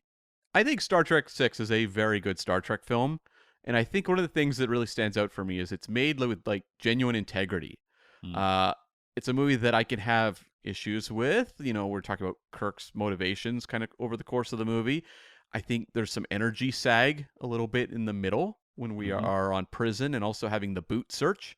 Not necessarily, the most cinematic of things. I remember as a kid even being like, why are they searching for boots? When I'm, that. And then they also, Scotty finds the uniform. It's really just like, we're still on this. This is the other thing. I'm sorry, I'm interrupting you, but this is the other thing I just sort of feel is like, why are we spending? To me, that when they go to there's the beam over and the killing of all the Klingons, to me it's sort of like, these Klingons are really second, like you turn off the gravity and then they're all helpless, like their whole lives, everything about them is about being warriors. They weren't prepared for this in any way. You got these two dudes in slow moving spacesuits that take them down. I know. But like, I like the kind of the classiness of this production where Nicholas Meyer's coming in. He genuinely understands the characters. He's bringing over, like Sherlock Holmes. The whole boot search and everything feels like Nicholas Meyer bringing over his love of Sherlock Holmes. And, he's written Sherlock Holmes novels. He's going to talk about that actually in the interview later this week. And all the Shakespearean elements, having Chang being this, Shakespeare spouting Klingon. It all feels like someone who genuinely cares about the influence he's bringing to it. He genuinely seems invested in the Cold War parallel aspects. And so in that respect, I have a lot of, like, this is a movie I really like, and I like going back to because it feels like a franchise movie where they genuinely care about what they're doing. It doesn't feel like, well, let's just make Star Trek 6. Here's number 6. They're here again. Yeah, exactly. And it starts like just crackerjack with, the meeting with the Klingons and the dinner, right up into the assassination and kind of the setup for, the conspiracy. I think it ends fairly strongly with the battle and the resolution and the crew going off into the sunset. It's the middle I kind of struggle. For sure. And the moment with like where they're triangulating like between the Excelsior and the Enterprise to destroy the Bird of Prey is just fantastic. Yeah. Like, given the lack of budget for more extensive scenes, like Nick Meyer knows where to put the money. Exactly, yeah. And so while, I can struggle with the middle, ultimately it's a movie I still really like. And I think the spy elements, I think they kind of take a bit, I don't know if they take a backseat in the middle, but it feels like the movie gets distracted in the middle from them. Well, I feel like they want to do more with that, because that's why there's more. There's a director's cut out there, folks, by the way, where it's like, I don't know, 4 minutes longer, and there's a little bit more of the spy stuff in there. I have a feeling had Nick had more time, because there was also a time crunch. He had to get this out for the 25th anniversary. They had a release date set in stone. They just had to go. I think if he had more time to sort of process the script, you may have might have got more of that sort of Federation Klingon conspiracy Mm. in there. But yeah, it very much disappears from the film. I was going to say, for anyone who watched the theatrical, there's a character that's cut who actually features into the director's cut and is a you remember that scene at the end where the Klingon is going to assassinate the Federation president. He's unmasked in the director's cut to actually be a Starfleet human member in disguise, not in the theatrical though. And that's played by Odo. Renee. That's right. Yeah, Renee Auberjonois. Yeah. And so it's Colonel West, right? And it's when my personal theory is that Odo saw this guy in the history books and was like, well, this gentleman seems like a very regal individual, and he didn't read further into the Wikipedia, and he's like, I'm gonna look just like him. He likes order. Yeah, that's the guy I want to be. I'll be him. I always agreed with him about that we never should have made any kind of pact with the Klingons. But yeah, it is fascinating, and I did want to ask you guys what your take was on those. This again being Spy Hards. What your take was on the espionage elements? Because we watched the director's cut. In the expanded version, it has him sort of breaking it down. It has the reveal of him at the end that he was dressed like a Klingon for reasons that are sort of muddy to me. And there's also an element that I'm a little confused by, which is, do you guys have a sense of where we are with the Romulans at this point? You have a Romulan ambassador, no ridges on his, or not ridges, but no, there's not even the indentations on his head or whatever it is. Yeah. Which was sort of odd because it had already been established in TNG, I believe, at that point. And he's sort of included in the breakdown of what the plans are that they're talking about. And I'm like, are we there with the Romulans at this point? Like, what's happened? I think the allegory falls apart a little bit because the whole idea is the Klingons are the Russians and the Federation are sort of the Western Bloc, or whatever you want to call it. And so who are the Romulans in that? Are they China? Yeah. What is, so like the analogy falls apart. But in terms of like the reason why there is a Romulan ambassador is because 5 set one up, I think. So they're just carrying that through to the next film. That's probably the only reason.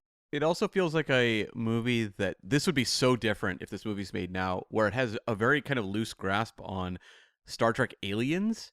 You have them, the Klingons play a major role, and yes, you have a Romulan there, but it doesn't feel like it's populating the movie with recognizable aliens in the same way they would with Star Trek. And so it's like, I feel like that's the least amount of effort they could make, was just throw a Romulan ambassador there and be like, well, there you go, guys. Whereas if they make this movie, now there's Andorians all over the place, there's Orions, there's all the kind of the classic looks, but here I feel like they just kind of put a couple highly placed ones and didn't really think of the logic.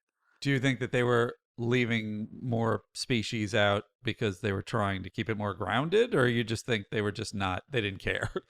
I think it was just because they have to have that ambassador there because the Romulans were the other big power. Uh-huh. Yeah. So if you're talking about a power struggle in their universe or in Earth, allegorically speaking, that's the next big power along. So of course they would be consulted on big geopolitical decisions. Do you think general audiences were confused in thinking that was a Vulcan? I have to assume. I think if I took if I showed it to my wife, she would be, yes. What is this another Spock? I'm like, yes, it's a Spock. That's where the extra sort of makeup on the forehead would have been helpful to kind of distinguish it from Vulcans. I guess it's kind of a non-character anyway, so you just kind of go, oh, okay, that's another conspirator, whatever. I was just basically going to try and pick apart what exactly, we know the general thing of people, half the side is on the side of prolonging the Cold War and half the side is, on making peace. What exactly is the plan?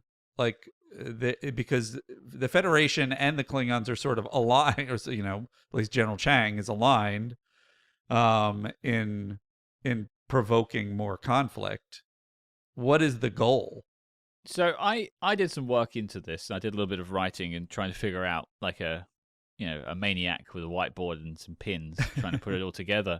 Great. That's what I was hoping for. I was hoping someone would do the work. Yeah. It's rare that I do, but here it is. It's basically that both sides are just anti-change. They like the status quo that they're in because it keeps them in power. So Chang is third in command to the Chancellor. Right. He gets to do that. And so if there's still a war, but if there's a demilitarized Klingon Empire and a demilitarized Federation, what good are Starfleet admirals and what good are Klingon generals? And if you just chain that to like the Cold War, what good is the military industrial complex in the United States when there's no war? What's the point of it? Well, like General Chang, when he shows up, makes a reference to, in space, we're all cold warriors. And talking about how he wants to meet Kirk. I think there's like an ego also to Chang, and that he's looking for kind of rivals. And he sees someone like Kirk as like the ultimate rival to test himself against in combat, which is kind of tying into the Klingon warrior element. It's just not as on the nose. Like if this was like a TNG episode, you would have Chang talking about honor very specifically. But I think he's still like kind of striving for that kind of testing himself in combat, and to take away, like if he ultimately makes peace with the Federation, he loses that. Is that stated? Because I kind of feel like what you're saying is the logical line that we would draw of what his subtextual motivations are. And he's, obviously, Christopher Lee's amazing performance. I love the Shakespeare too, but it doesn't feel like, even in the head-to-head with Kirk, it doesn't feel like, because they're at that point, it's still about brinkmanship and who is the Federation, the good guy or the bad guy. You don't really get into the kind of thing you're saying, which would have been more interesting, which is the only way you can really test yourself is at war, and that's why we have to prolong this. And you and I are warriors, Kirk, and I want to take you down to prove myself, is much more interesting to me.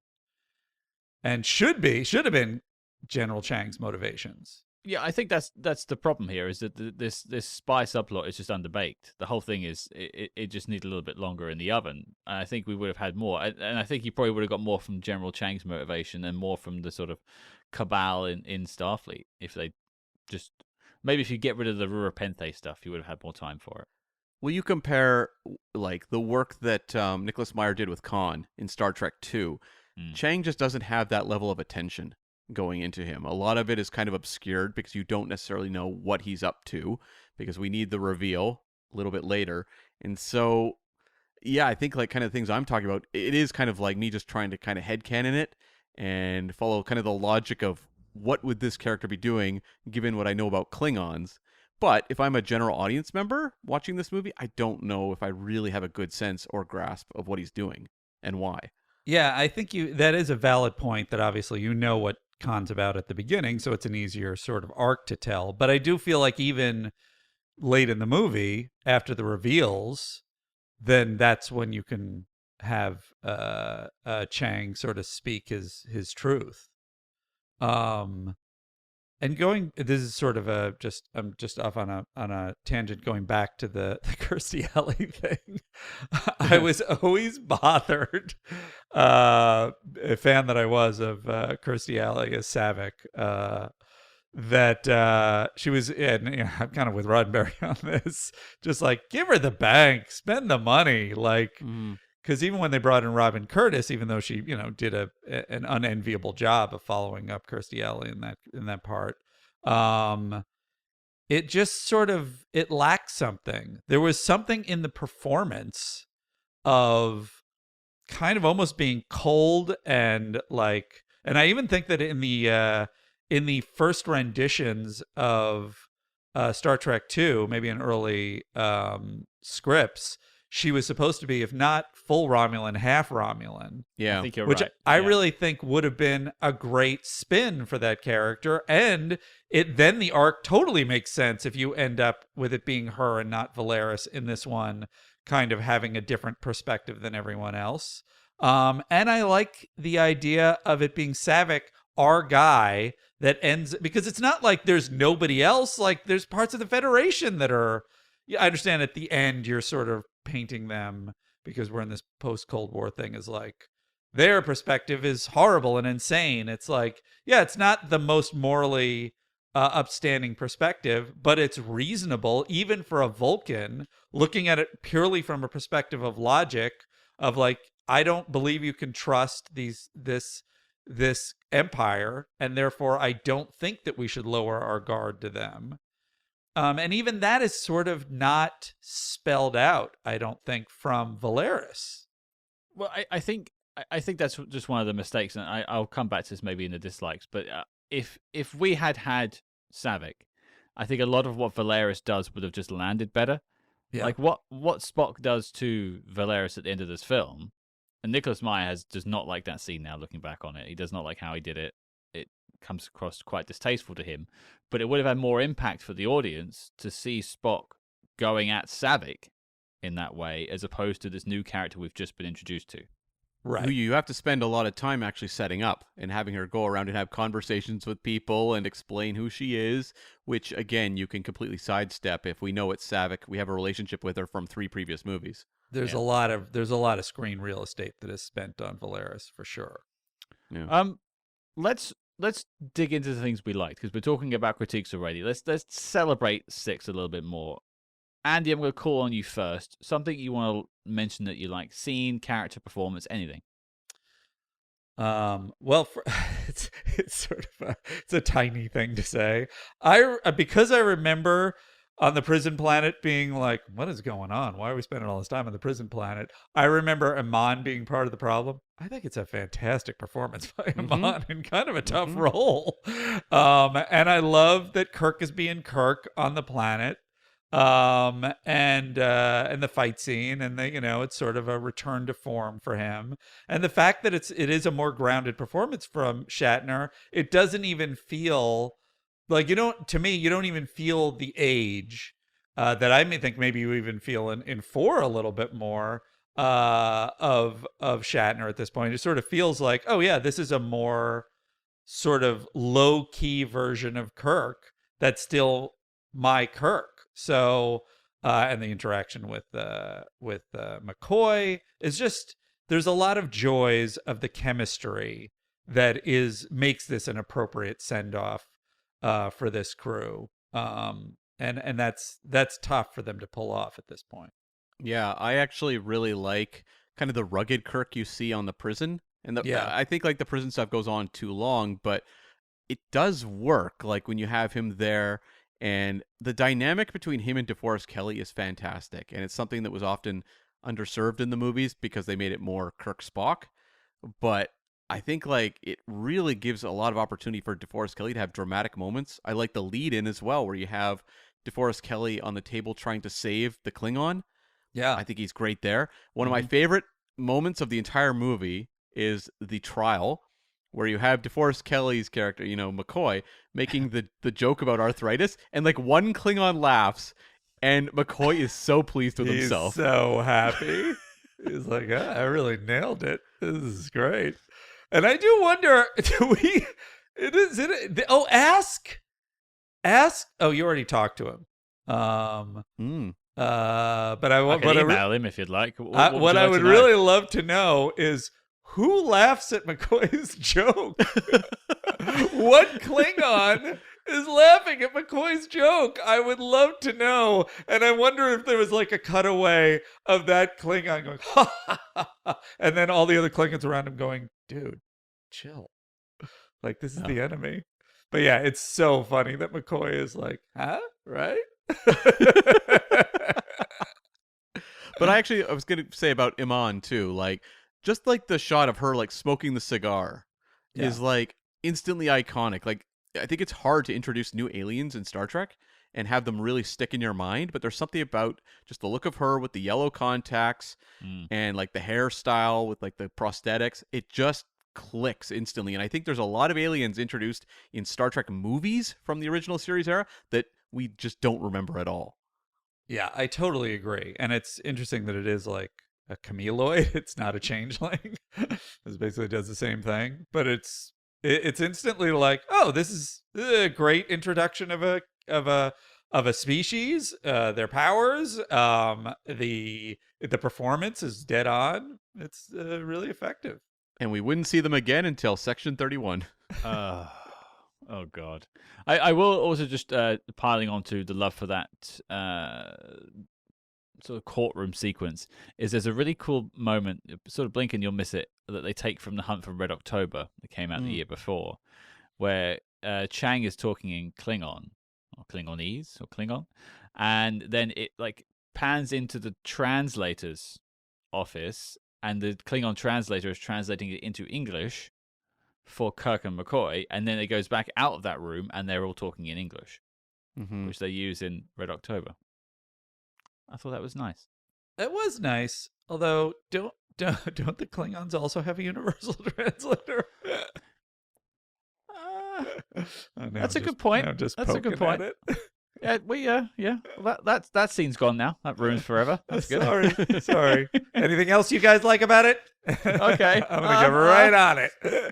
Well, let's talk about set pieces then, because we mentioned the courtroom scene, but like you start with the great practice explosion. You see Sulu and his fine china. That's right. It's the most ill-advised. I'm gonna have a teacup with there's no balancing factor to it. It's not like one of those DS9 cups that has wide at the bottom. It's just a regular teacup.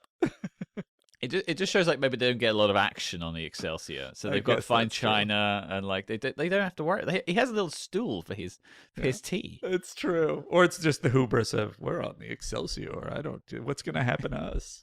I always found it odd, though, the shift from, like, the Enterprise from the TV show, where it's, like, the 60s vibe of, like, this is a fun place to be, to the films where it's, like, they're, like, drinking tea, and, like, Kirk has, like, photos of old ships and whales on his wall. It speaks to me as a Brit. Like, that's exactly how I want all ships to be. Sure. Your dad's study.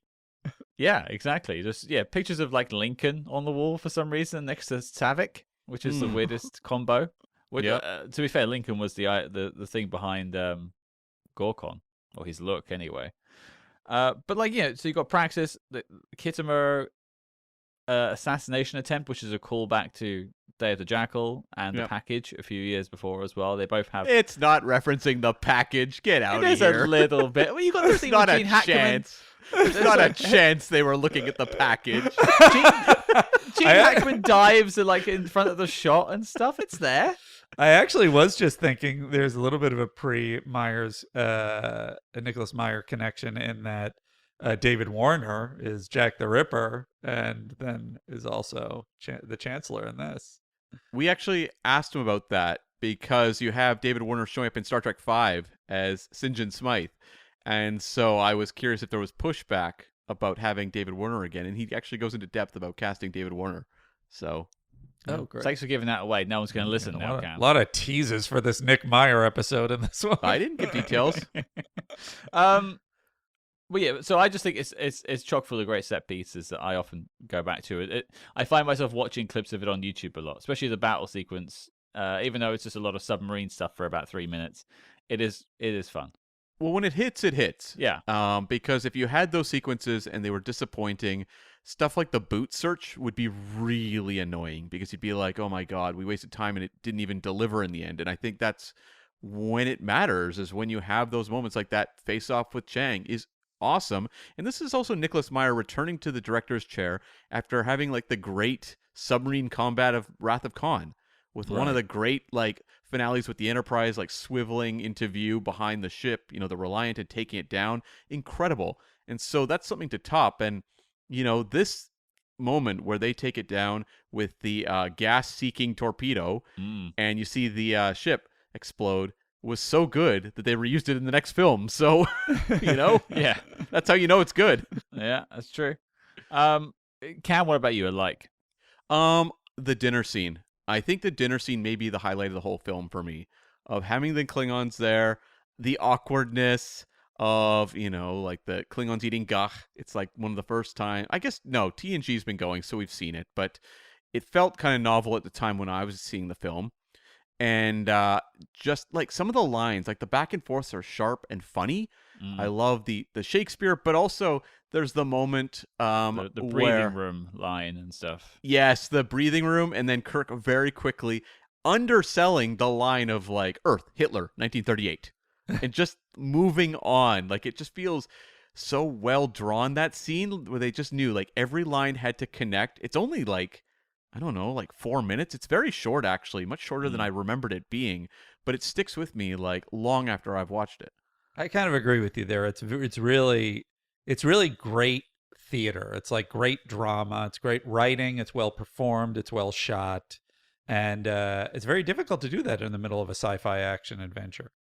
And Gorkon, I think, actually really is fantastic. Like, they have to sell you of a Klingon that's inspiring very quickly. And just his ability to say to, like, Kirk, you know, our generation's going to have the hardest time in a new world goes a long way towards making you feel like a tragic loss when that character is killed. Just shout out to Leonard Nimoy's comedic acting in that scene where he says a line to Chang, and then Kirk jumps in and goes, actually, that's not quite the truth. And you just see Leonard Nimoy like cutting, like giving daggers to Kirk for saying that. And he's just like, what the hell, dude? Which is just, I didn't think he had it in, but it's a great like face acting. There is a lot of really nice stuff like that. And that is kind of, I think that thread is lost as Kirk makes his shift, which happens sometime on Rura Penth. And I think that's the thing, is just like, that's a really nice build at the beginning. It's even nice that it's like the crew is there at the meeting and they don't even know why at the beginning. And it's because Spock knew they were all going to balk and they were going to resist it. And Kirk wasn't going to go along with this, and he didn't give him a chance. But he had faith in him that he was going to come around to the right side in the end. And I just would have liked to seen that drawn more, because I agree with you 100% that those moments, those actors know each other so well, and they play so well on screen in that scene.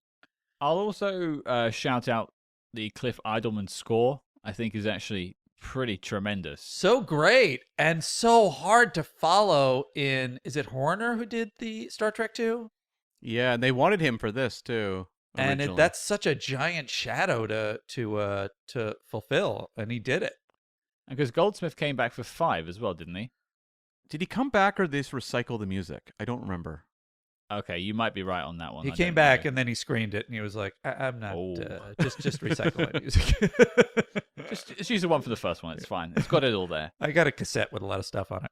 And the last like I've got is, I just want to thank General Chang for ruining swivel chairs for me for the rest of my life. Because whenever I sit on a chair now, much like the one I sit on, I will often just swivel and say, cry havoc and let's slip the dogs of war. He really does some great swivel chair work. There's no getting around it. I will also, since you're on the topic of chairs, one other thing on the Excelsior at the beginning, when they get hit by the wave from Praxis, somebody's in a rolly swivel chair. What are you doing on the bridge of a starship in a rolly chair? That was a budget thing. They just grabbed an office chair and were like, it'll have to do.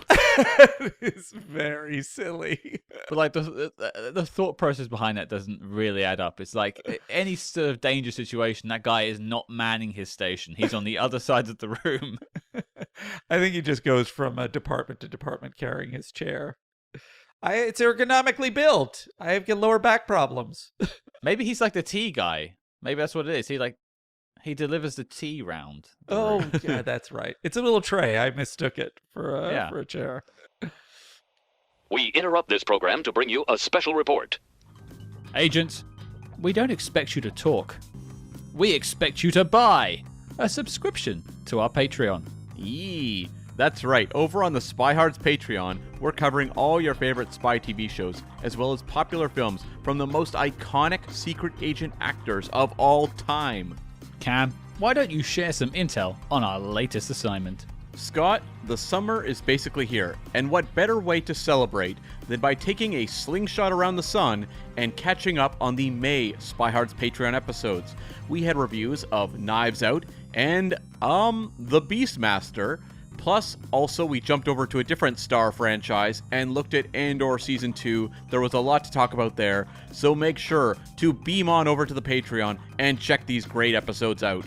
So deactivate Ghost Protocol and visit patreon.com/spyhards to truly do things angel style. But before we close Channel D, on with the spy jinx. All right, let's talk about dislikes. We've already critiqued it a little bit, but I'm sure there's a couple more things we can dig into. Cam, do you have anything for us first? There's a couple moments that, I mean, I'm not exactly breaking new ground mentioning these, but they really do bother me when I watch the movie. And I was saying a lot of this movie's made from a point of view, like there's an integrity to Star Trek and the characters. Mm-hmm. There's two characters, I think, who suffer, who I referenced earlier. Uhura is the obvious one.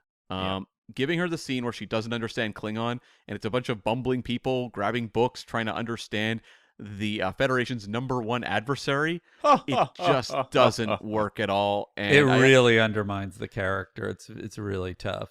Yeah, and I know Nichelle Nichols was always unhappy with it, and I can understand why, because as I said, this was actually her final appearance, whereas a lot of other people got other chances to show up. And, you know, Jimmy Doohan gets relics on TNG, like a really touching episode. Uhura, this is like her final stuff. It's very interesting they didn't go back to Uhura, and I agree with you. That scene is really weird. It's very strange that she's like doesn't understand, and it's odd that they would write it in, and it's odd that she would object and nobody would listen to her. Yeah, and the other one is, I think, a little lesser mentioned, but that's Chekhov. You know, you have Valeris having to explain phaser protocols to Chekhov, who at this point is a very, very, very seasoned officer on a ship. Commander Chekhov, I think, at this point. And he's also been the tactical officer on the Reliant, I think, before that. So I think he knows how to fire a phaser. And you also have the moment with the boots where he pulls out the boots and he's like, you know, if the boot fits, and drops it, and everyone else has to tell him that the crewman Dax has alien feet. It's just like, it's kind of like using him as kind of a simpleton to make Valeris look smarter. That's a really good point, and I think it probably springs from the fact that Walter Koenig is such an able comedic presence in it. Like, he's so dependable. Everything you give him hits, that it sort of leans him into the rube, and that's not what Chekhov is. So it's a little bit tough.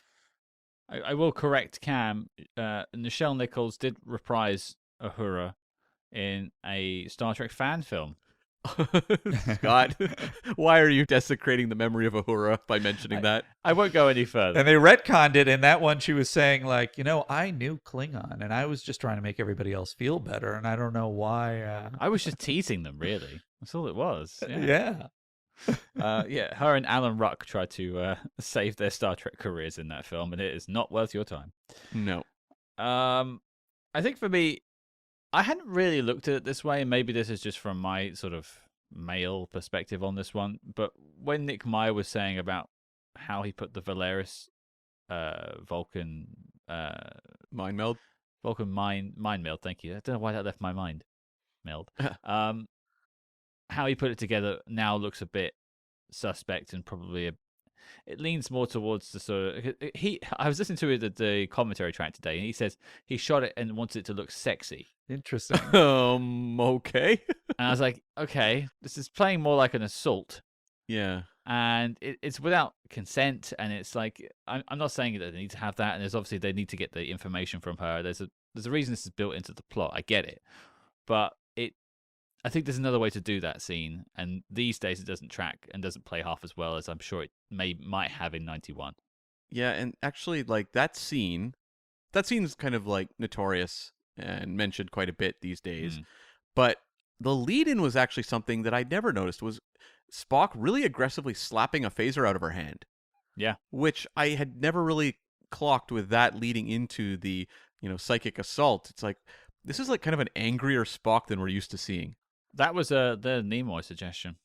Well, okay. So there you go. That is what Spock would do. Spock decided. He loves hitting people's faces out of their hands. But I agree with you. I think that is a slightly weird moment, and it makes it weirder that it's followed up by the forced mind meld. And it kind of leads into sort of my general dislikes. I've mentioned a handful already because I can't stop myself. But I think it's just overall the setup of the concept, which I think is sound, the Cold War idea. I think it's a good idea to make this the final one because the Klingons were the main villains. And so this is a turn that was happening in the world, and therefore this is a turn that's happening in the Star Trek universe. It's just you're not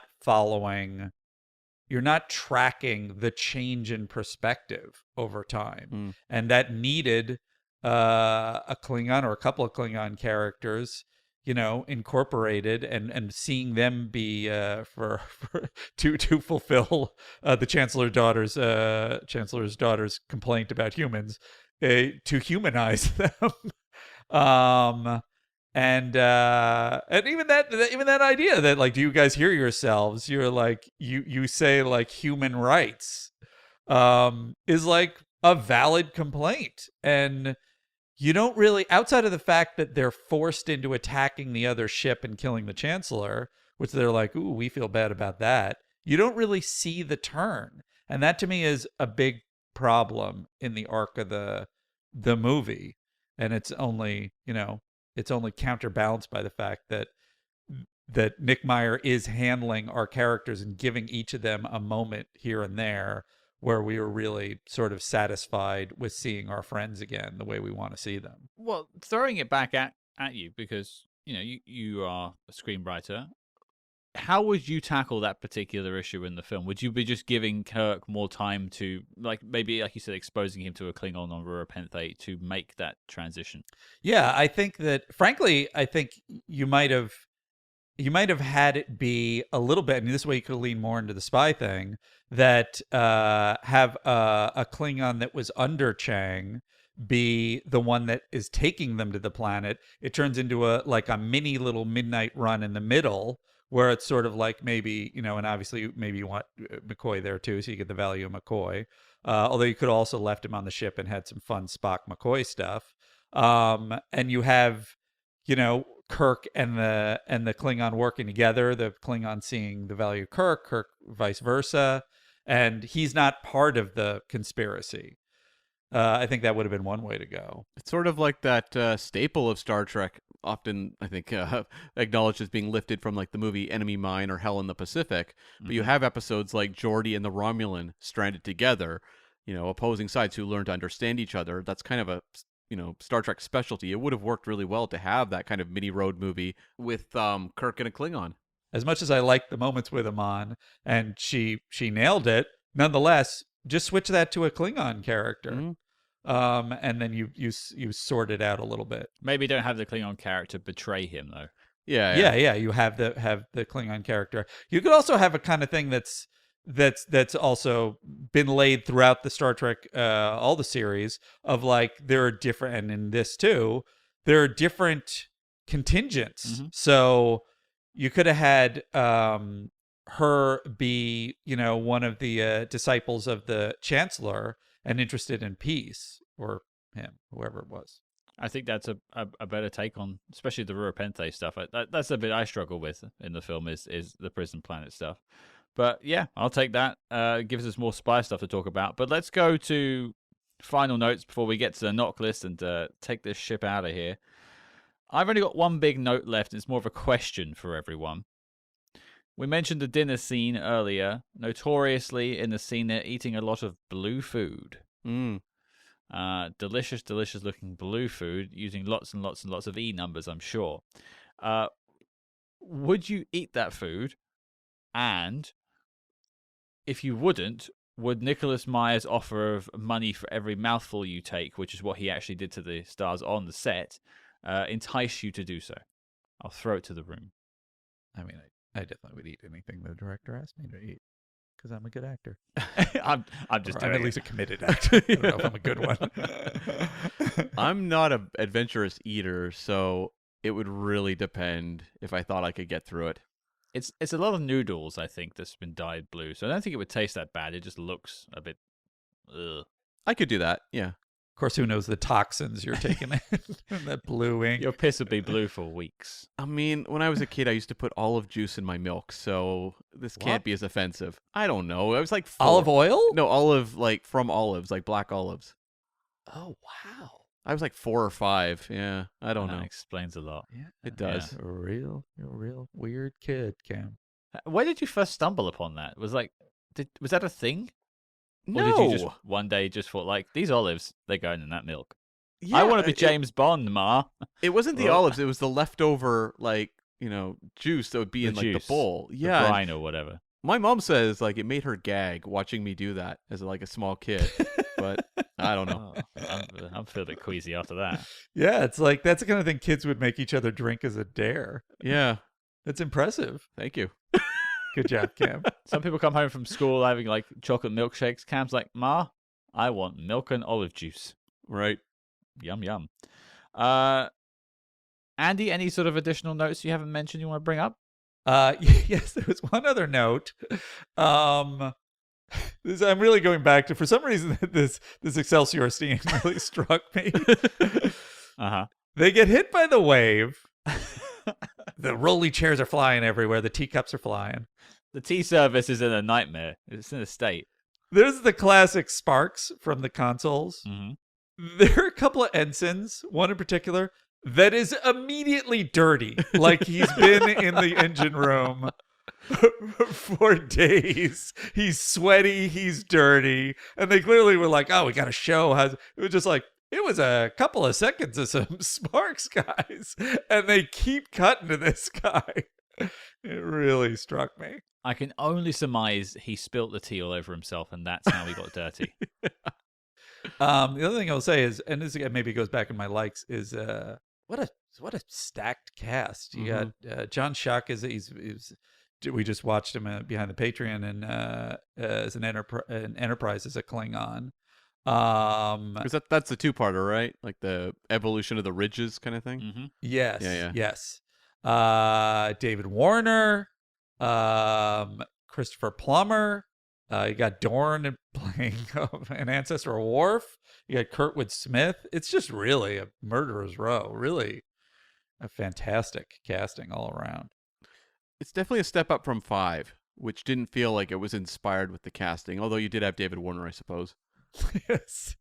I think my only final note, I guess a couple things. I'll mention the dual Kirks thing has not aged particularly well. I do not feel like I'm watching two Shatners staring at each other. You could definitely feel like the split screen going on. It reminded me a lot of Army of Darkness, Right. the two ashes, but that is done for laughs, and this is supposed to be meant, to be taken seriously.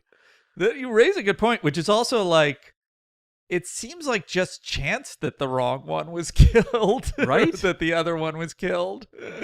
It doesn't seem like Kirk has a good gambit there. Maybe the real Kirk was killed. We don't That know. would be so amazing if that's part of canon. That's why we don't have to feel as bad about how he checked out in Generations. It Exactly. wasn't really him. He just died on that bridge. Yeah, it was the chameleoid the whole time. It also bothers me is that the chameleoid is every single time they change bodies, they always sound the same. It's Iman's voice the whole time, except when she becomes Kirk, True. and then she has Shatner's voice. Right. She Yeah. knew that was when she had to break out her Shatner impression in order to survive.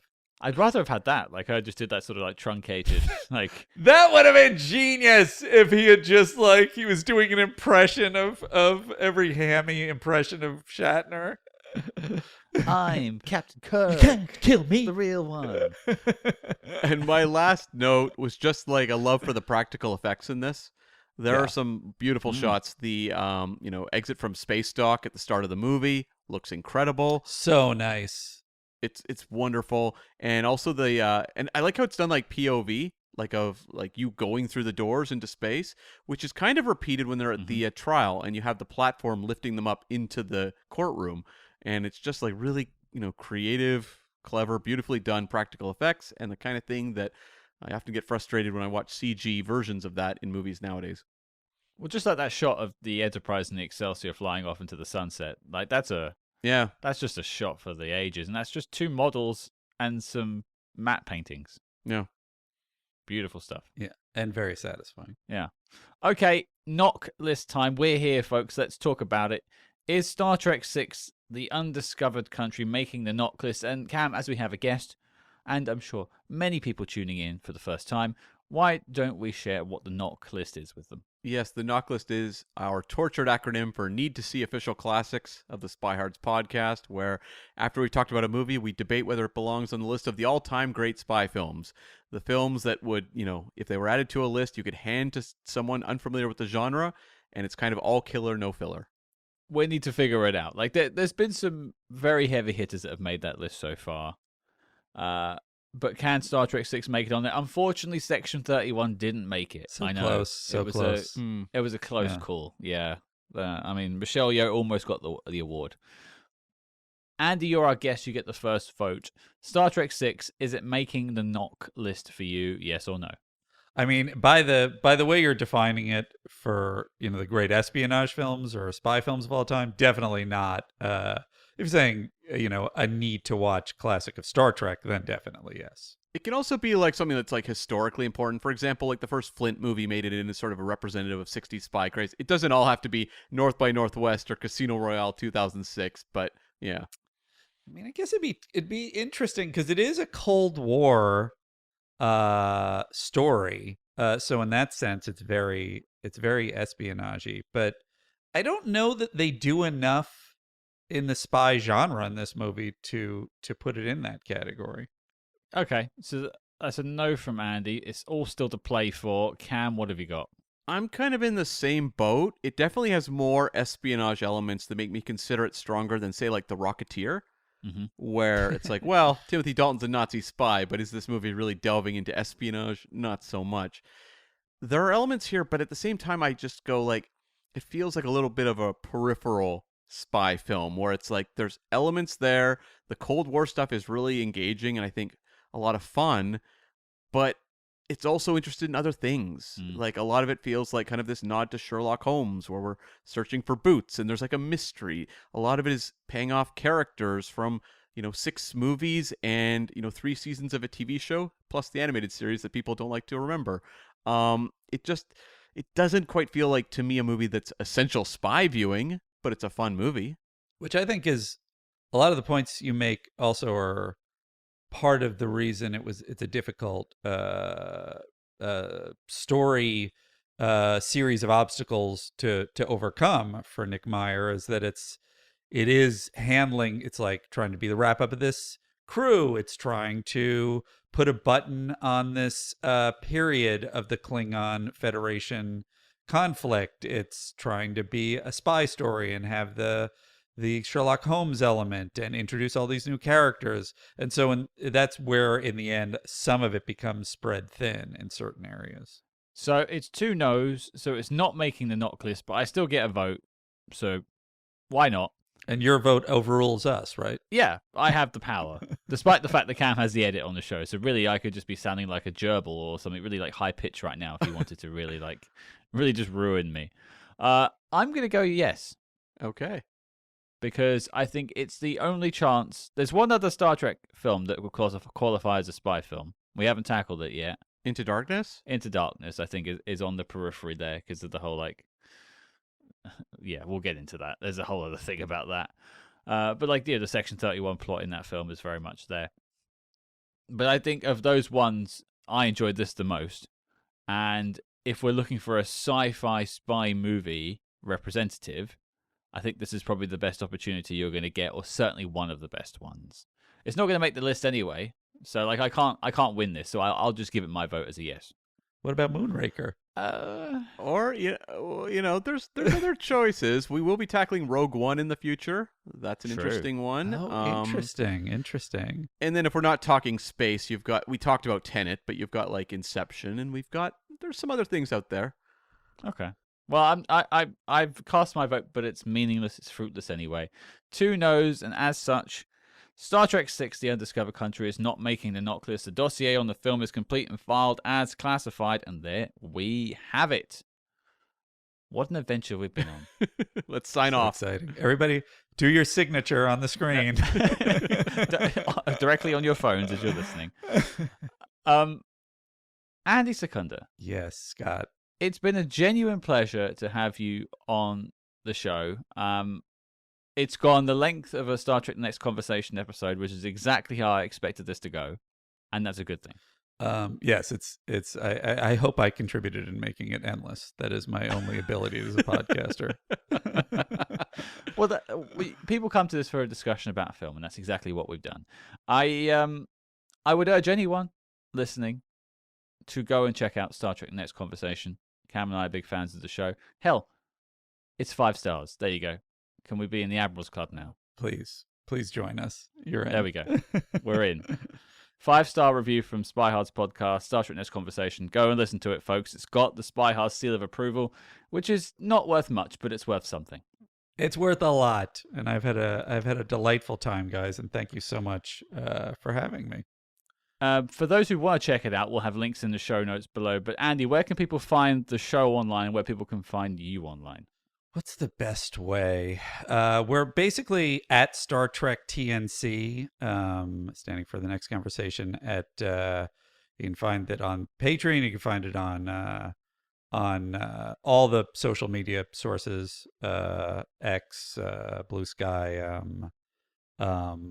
YouTube. We have a YouTube channel if you want to check out clips. If you want to, there's also, I do co-pilots where we cover TV. That's on a bit of a possibly permanent hiatus. And then I just started, I don't even know if it's up.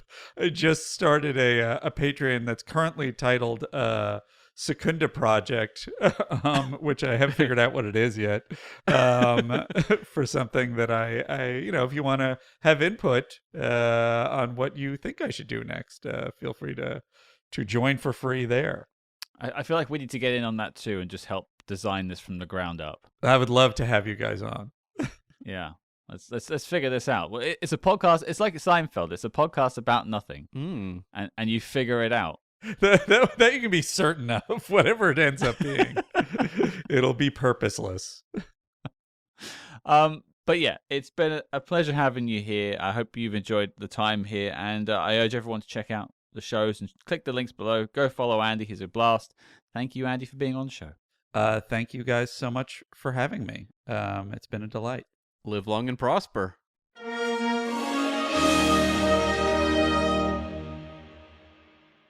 There you go, Cam. That was our second dalliance into the other Star franchise, the one that I much prefer this year. Yeah. Although I don't remember tackling this franchise before, I think it's been wiped from my memory thoroughly. I mean, I went through quite a lot of therapy to try and do that, so I'm glad you've got to that stage. I'm still in sort of the process.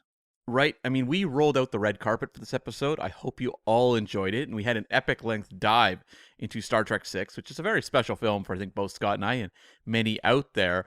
And we did feel a little more compelled to really throw out the bells and whistles for this one in comparison to the other Star Trek film that shall not be named. Even if you could call it a film. It's very debatable. And I saw like actual reviews of people giving it like slightly better, being nicer basically in their reviews by acknowledging it's not actually a movie. I mean, what defines a movie? They would basically say, well, no, this isn't a movie. This is just a TV pilot. So let's just regard it as something that was okay as a setup for future adventures. And I'm like, wow, like the only way this movie can get good press is by people saying it's not a movie. What a thing to hang on to, though. I'll give them that. The copium that they're intaking to try and get through this is staggering, really. It is. But we didn't need to intake anything to enjoy Star Trek VI. And I think that's pretty clear from the enthusiasm in our interview and obviously talking to Andy. Well, and speaking of interview, your mission is not quite done. We're still aboard the USS Spy Hard for another episode later this week as we celebrate our 100th Cam interview, where we go back to where it all began with the one and only Nicholas Meyer. Yeah, that's right. And he was, of course, our first ever interview, as you just noted there. And when I do a Star Trek comparison, the first Star Trek film, I like it a lot. I, really hold that one up highly, but it feels a little weird. Doesn't quite feel like what a Star Trek movie is. That's kind of the case with our first Spy Hard's interview. Like we were feeling it out. We were trying to figure out what an interview was on the Spy Hard's podcast. But in the years since, we've really, I think, nailed down the form. And so now we return with our Wrath of Khan equivalent Spy Master interview, The Return of Nicholas Meyer. Well, you say we've gone through the process and sort of figured out what a spy master interview is. By that, you mean it's gotten worse. That's right. We just want to apologize in advance to Nicholas Meyer for putting up with us. Yeah, I actually, I'm not going to apologize. He's a glutton for punishment at this point. He has transferred over to the USS Betty. He has. He is sailing away with the garbage scow. Yeah. Probably doing a good job of it too. But no, we are talking about Star Trek VI with Nicholas Meyer and all of the influences that went into making this sort of Cold War thriller. But also we're talking about a film we didn't even mention the first time we interviewed him, which just goes to show how little we knew about interviewing people, which is a film he did immediately before this, Company Business. Mm-hmm. Yeah, exactly. And the two stories of the films are quite tied together. So we are looking at them both. We'll be talking about Company Business, Star Trek VI, later this week with Nicholas Meyer, our 100th interview. What a way to celebrate 100. We're happy you are all here with us on the USS Spy Hards for one final voyage. That's right, yeah. Although, is it the final? Or are we going to journey into the Kelvinverse one day and look at Star Trek Into Darkness? We'll see. Put a pin in that one. Yeah, we'll see. But that's this week, Cam. Mm-hmm. What are we doing next week? Scott, from one franchise to another, we are beaming from the final frontier back into the world of Uncle to take a look at the 1967 adventure, The Karate Killers. You know, Star Trek VI ended the original series crew's run on such a high. Mm-hmm. The quality was mixed along the way, but they went out strong. And Uncle has certainly had some mixed quality along the way. Yes, I often feel like when I'm watching these Uncle films, I'm experiencing the original Star Trek Season 3, where the brakes were broken and they were just careening down a track. It's a real Lights of Zatar situation, which is a joke that maybe is playing to some of the TNC listeners that have come over and the odd, very nerdy person listening. And if you are one of those people, I thank you. Thank you very much for being here, folks. Hope to see you next week with the Man from Uncle franchise. But no, I have high hopes that our boys will come back and strong and give us another solid film like they did in the first couple. And it's interesting as well, like this is another 60s franchise. The TOS crew we're talking about in Star Trek 6, the 60s TV show is all based off of that. The Man from Uncle was their contemporary on the same network, no less. And crossover with the actors, because you had both Nimoy and Shatner showing up in a single episode of Uncle in the first season of that show. There you go. And there was no pointy ears to be seen. No, but a lot of other Star Trek guest stars do appear in Uncle throughout. And I think a couple in this film too. Yes, I think you're right. Plus some James Bond crossover. Interesting. Well, I have no idea how this film's going to come across. Is it going to be a lost to time film, or perhaps should have been lost to time? When I hear the word Karate Killers, I get mildly scared. And we'll find out whether this movie has karate or killers. Because, yeah, these Uncle films have not had a lot of what they've said on the tin. Nope. But we are going to find out. So make sure, of course, stick around this Friday for our 100th interview with the one and only Nicholas Meyer, bringing it full circle. We've got a lot to discuss with him, plus we're talking about Company Business. I mentioned that as well. And next week, we are reopening Channel D to hang out with our favorite uncles and see if they can finally give us a film that we can be proud of. Well, I like the first one a lot. Yeah, we did too. I was hoping for like another one on that level. Sure. That's what I'm crossing my fingers for, yeah. Yeah, we'll find out. And we have a great guest joining us as well. Something to be excited about there. So your mission, folks, should you choose to accept it, is to join us for Nicholas Meyer on Friday. And next week, join us as we take a look at The Karate Killers. If you like what you heard on this episode, please join us over on our Patreon, patreon.com/spyhards. We don't talk about it too much in the show because we wanted to sort of let you enjoy it and not feel like you're bombarded with ads. But every little bit helps. You help to keep us on the air because this show costs money to produce, it costs money to host, to promote, all that sort of stuff. So anything you can pitch in is great. And also, you get over 100 bonus episodes, so it can't be all bad. Yeah, you never know what's on that Patreon because while we haven't tackled a lot of Star Trek, we have looked at the Star Wars prequels, which was a wild ride. Plus, we covered the first 2 seasons of Andor. And I mean, who knows? I suspect we will look at the original trilogy, probably the sequel trilogy at some point as well. And in the Star Trek world, those Kelvinverse movies, they got Chris Pine. And Chris Pine made quite a few spy films.